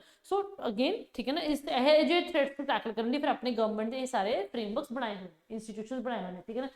फिर technological initiative, then capacity building of the जिन्ने भी अपने पर्सनल ने जो कि साइबर क्राइम ਦੇ ਏਰੀਆ ਦੇ ਵਿੱਚ ਕੰਮ ਕਰ ਰਹੇ ਨੇ ਉਹਨਾਂ ਦੀ ਟੈਕਨੋਲੋਜੀਕਲ ਅਪਗ੍ਰੇਡੇਸ਼ਨ ਹੁੰਦੀ ਹੈ, ਉਹਨਾਂ ਦੀ ਟ੍ਰੇਨਿੰਗਸ ਹੁੰਦੀਆਂ ਨੇ, ਠੀਕ ਹੈ ਜੀ। ਐਂਡ ਪਬਲਿਕ ਅਵੇਅਰਨੈਸ, ਠੀਕ ਹੈ ਨਾ, ਪਬਲਿਕ ਅਵੇਅਰਨੈਸ ਹੋਣੀ ਬਹੁਤ ਜ਼ਰੂਰੀ ਹੈ ਕਿ ਹਾਂਜੀ ਜੇ ਤੁਹਾਡੇ ਤੋਂ ਕੋਈ ਇਦਾਂ ਦਾ ਐਕਸੈਸ ਮੰਗ ਰਿਹਾ ਹੈ, ਠੀਕ ਹੈ, you are not suppose to give them, because ਜਦ ਤੱਕ पब्लिक अवेयर नहीं होगी तब तक गवर्नमेंट फिर अपना दी टेक्नोलॉजी के उपर काम करती है, ठीक है। जो पब्लिक ही फ्रीकुएंटली उन्होंने ट्रैप दे विच आई जाएगी तो फिर गवर्नमेंट का बहुत बड़ा काम उधरले पासे भी चला जाता है कि अपने लोगों की जी उन्होंने प्रॉब्लम दिक्कत आ रही है फिर आप उधर उन्होंने सॉल्व करने लग जाते हैं, ठीक है। तो public awareness is a major element of this.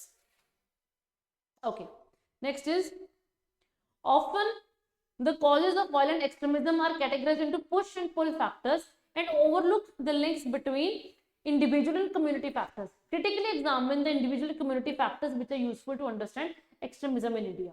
ਜਦੋਂ ਵੀ ਆਪਾਂ ਲੈਫਟ ਵਿੰਗ ਐਕਸਟ੍ਰੀਮਿਜ਼ਮ ਦੀ ਗੱਲ ਕਰਦੇ ਹਾਂ, ਫਿਰ ਜਨਰਲ ਐਕਸਟ੍ਰੀਮਿਜ਼ਮ ਦੀ ਗੱਲ ਕਰਦੇ ਹਾਂ, ਆਪਾਂ ਕਹਿੰਦੇ ਕਿ ਕੁਝ ਪੁਸ਼ ਫੈਕਟਰਸ ਨੇ ਜੋ ਕਿ ਇੱਕ ਇਨਸਾਨ ਨੂੰ ਐਕਸਟ੍ਰੀਮਿਜ਼ਮ ਵੱਲ ਧੱਕਦਾ ਹੈ, ਇੱਕ ਕੁਝ ਪੁੱਲ ਫੈਕਟਰਸ ਨੇ ਜਿਹਦੇ ਕਰਕੇ ਲੋਕ ਬੰਦਾ ਆਪ ਤੁਰਿਆ ਜਾਂਦਾ ਹੈ। ਸੋ ਐਕਸਟ੍ਰੀਮਿਜ਼ਮ ਨੂੰ ਜਦੋਂ ਵੀ ਆਪਾਂ ਪੜ੍ਹਦੇ ਹਾਂ ਨਾ, ਆਪਾਂ ਜਨਰਲੀ ਇਹਨੂੰ ਪੁਸ਼ ਤੇ ਪੁੱਲ ਫੈਕਟਰਸ ਹੀ ਆਪਾਂ ਇਹਦੇ ਕਾਜ਼ਸ ਪੜ੍ਹਦੇ ਹਾਂ, ਬਟ ਇੱਥੇ ਅਪਾਰਟ ਫਰਮ ਦਿਸ ਇੰਡੀਵਿਜੂਅਲ ਤੇ ਕਮਿਊਨਿਟੀ ਫੈਕਟਰਸ ਵੀ ਹੁੰਦੇ ਕਿ ਇੱਕ ਤਾਂ ਇੰਡੀਵਿਜੂਅਲ ਫੈਕਟਰ ਹੋ ਗਿਆ, ਬੰਦਾ ਰੈਡੀਕਲਾਈਜ਼ ਹੋ ਗਿਆ, ਉਹ ਇੰਡੀਵਿਜੂਅਲ ਫੈਕਟਰ ਹੈ। ਇੱਕ ਕਮਿਊਨਿਟੀ ਫੈਕਟਰ ਕਿ ਕਮਿਊਨਿਟੀ ਨੇ ਸਾਰਿਆਂ ਨੇ ਇਕੱਠਾ ਉਹਨੂੰ ਧੱਕਤਾ, ਠੀਕ ਹੈ ਨਾ, ਕਿ ਐਕਸਟ੍ਰੀਮਿਜ਼ਮ ਦੇ ਵਿੱਚ ਜਾ ਰਿਹਾ ਹੈ, ਠੀਕ ਹੈ ਨਾ। ਸੋ ਇੱਥੇ ਕੀ ਹਾਂਜੀ ਇੰਡੀਵਿਜੂਅਲ ਤੇ ਕਮਿਊਨਿਟੀ ਫੈਕਟਰਸ ਨੂੰ ਆਪਾਂ ਜਨਰਲੀ ਕਾਜ਼ਸ ਤੋਂ ਓਵਰਲੁੱਕ ਕਰ ਦਿੰਦੇ ਹੁੰਦੇ ਆ, ਠੀਕ ਹੈ ਨਾ। So that is what is it ਕਿ ਹਾਂਜੀ what is the critical examine these community and individual factors which are useful to understand the extremism of India ਕਿ ਹਾਂਜੀ ਇੰਡੀਆ ਦੇ ਵਿੱਚ ਇਹ ਫੈਕਟਰਸ ਕਿਵੇਂ ਰੋਲ ਪਲੇ ਕਰਦੇ ਨੇ ਐਕਸਟ੍ਰੀਮਿਜ਼ਮ ਨੂੰ ਪ੍ਰਮੋਟ ਕਰਨ ਲਈ, ਠੀਕ ਹੈ।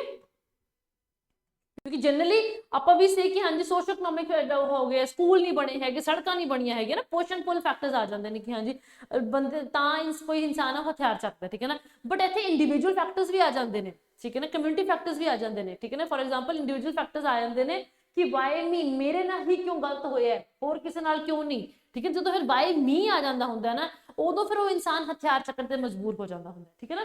ਸੋ it focus on personal psychological vulnerability, ਠੀਕ ਹੈ ਨਾ, ਜਿੱਥੇ ਕਿ ਸੈਂਸ ਆਫ ਏਲੀਨੇਸ਼ਨ ਹੈ, ਜਦੋਂ ਉਹਦੇ ਕੋਈ ਜੋ ਉਹਦੇ ਨਾਲ ਆਪਾਂ ਕਹਿੰਦੇ ਕਿ ਹਾਂਜੀ ਕੋਈ ਵੀ ਮਿਸ ਹੈਪਨਿੰਗ ਹੋਈ, ਜਦੋਂ ਉਹ ਐਡਰੈਸ ਨਹੀਂ ਹੁੰਦੀ ਹੈਗੀ by police, by by executive, it could be police, it could be judiciary, ਠੀਕ ਹੈ ਨਾ। ਜਦੋਂ ਉਹ ਚੀਜ਼ ਨਹੀਂ ਐਡਰੈਸ ਹੁੰਦੀ ਫਿਰ ਉਹ दैट पर्सन, ठीक है ना, loses the hope confidence in the governance of the country, and then that person is pushed into the the trap of extremism, ठीक है जी। फिर उस तो बाद जो need for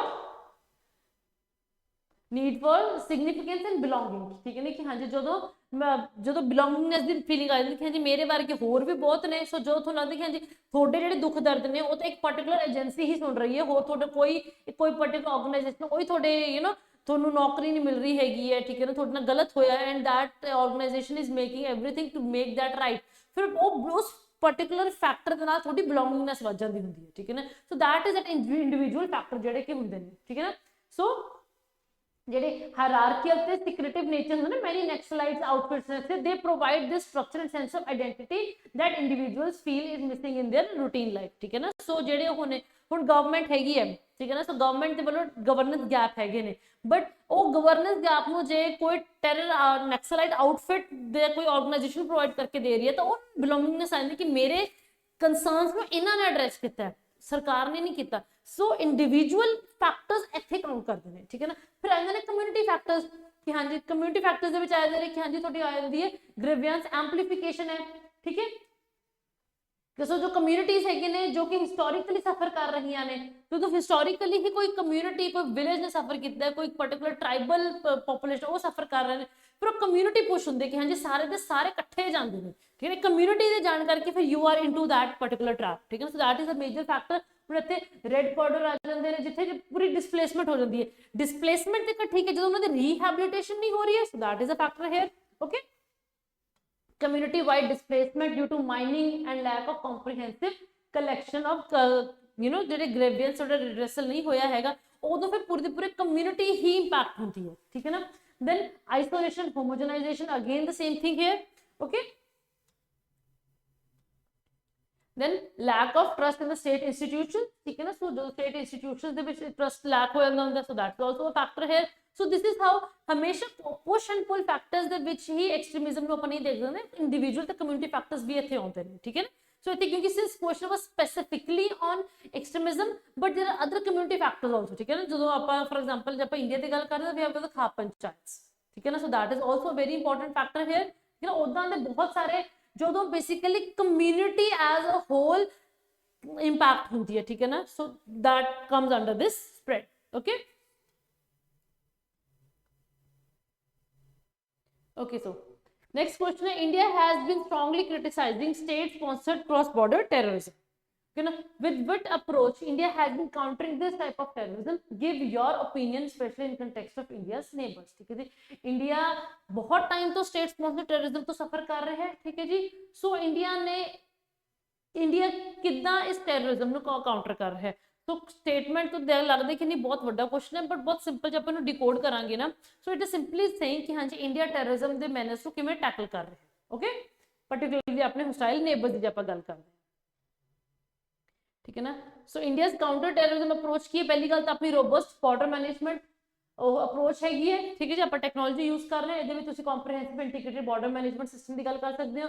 then we have got the proactive military and non military retaliation, ठीक है। That is also there, जिथे आप देखिए कि हाँ जी सर्जिकल स्ट्राइक्स हो गई ने, बालाकोट एयर स्ट्राइक्स हो गई ने, ये टेररिज्म के रिस्पॉन्स पे आप कीता सीगा, ठीक है जी। Then diplomatic and isolation and global pressure आप क्रिएट कर रहे हैं। आप जनरली हुण आप देखिए रिसेंटली पाकिस्तान के ऊपर किवें ग्लोबली आप प्रेशर क्रिएट करवा रहे हैं, ठीक है ना। FATF ਦੇ ਵਿੱਚ ग्रे लिस्टिंग करवाई जाती है जो पाकिस्तान की, वो ग्लोबल प्रेशर क्रिएट किया जाता है, ठीक है ना, to curb the state sponsored जी टेररिज्म है वाया पाकिस्तान, ठीक है जी। एंड बार बार with every after every terror attack proves their international platforms देखिए जी दिस और attack has been orchestrated by Pakistan itself, उन्होंने वो सब कुछ this is how the global pressure is generated on that particular state, ठीक है जी। देन स्ट्रेंथन करनी intelligence and internal security of the country, ठीक है। इंटेलिजेंस शेयरिंग ਨੂੰ स्ट्रेंथन करना, कम्युनिटी पुलिसिंग ਨੂੰ ਇਹ ਆਪਾਂ ਡੈਫੀਨਿਟਲੀ ਇੰਪੈਕਟ ਕਰਦੇ ਆ ਲੈ ਕੇ ਆਉਣਾ, ਠੀਕ ਹੈ ਜੀ। ਹੁਣ ਇੱਥੇ NIA ਨੂੰ ਬਣਾਉਣ ਦਾ ਪਰਪਸ ਇਹਦੇ ਵਿੱਚ ਆਹੀ ਸੀ ਕਿ ਹਾਂਜੀ ਆਪਣੀ ਇੰਟੈਲੀਜੈਂਸ ਨੂੰ ਆਪਾਂ ਸਟਰੋਂਗ ਕਰਨਾ, ਠੀਕ ਹੈ।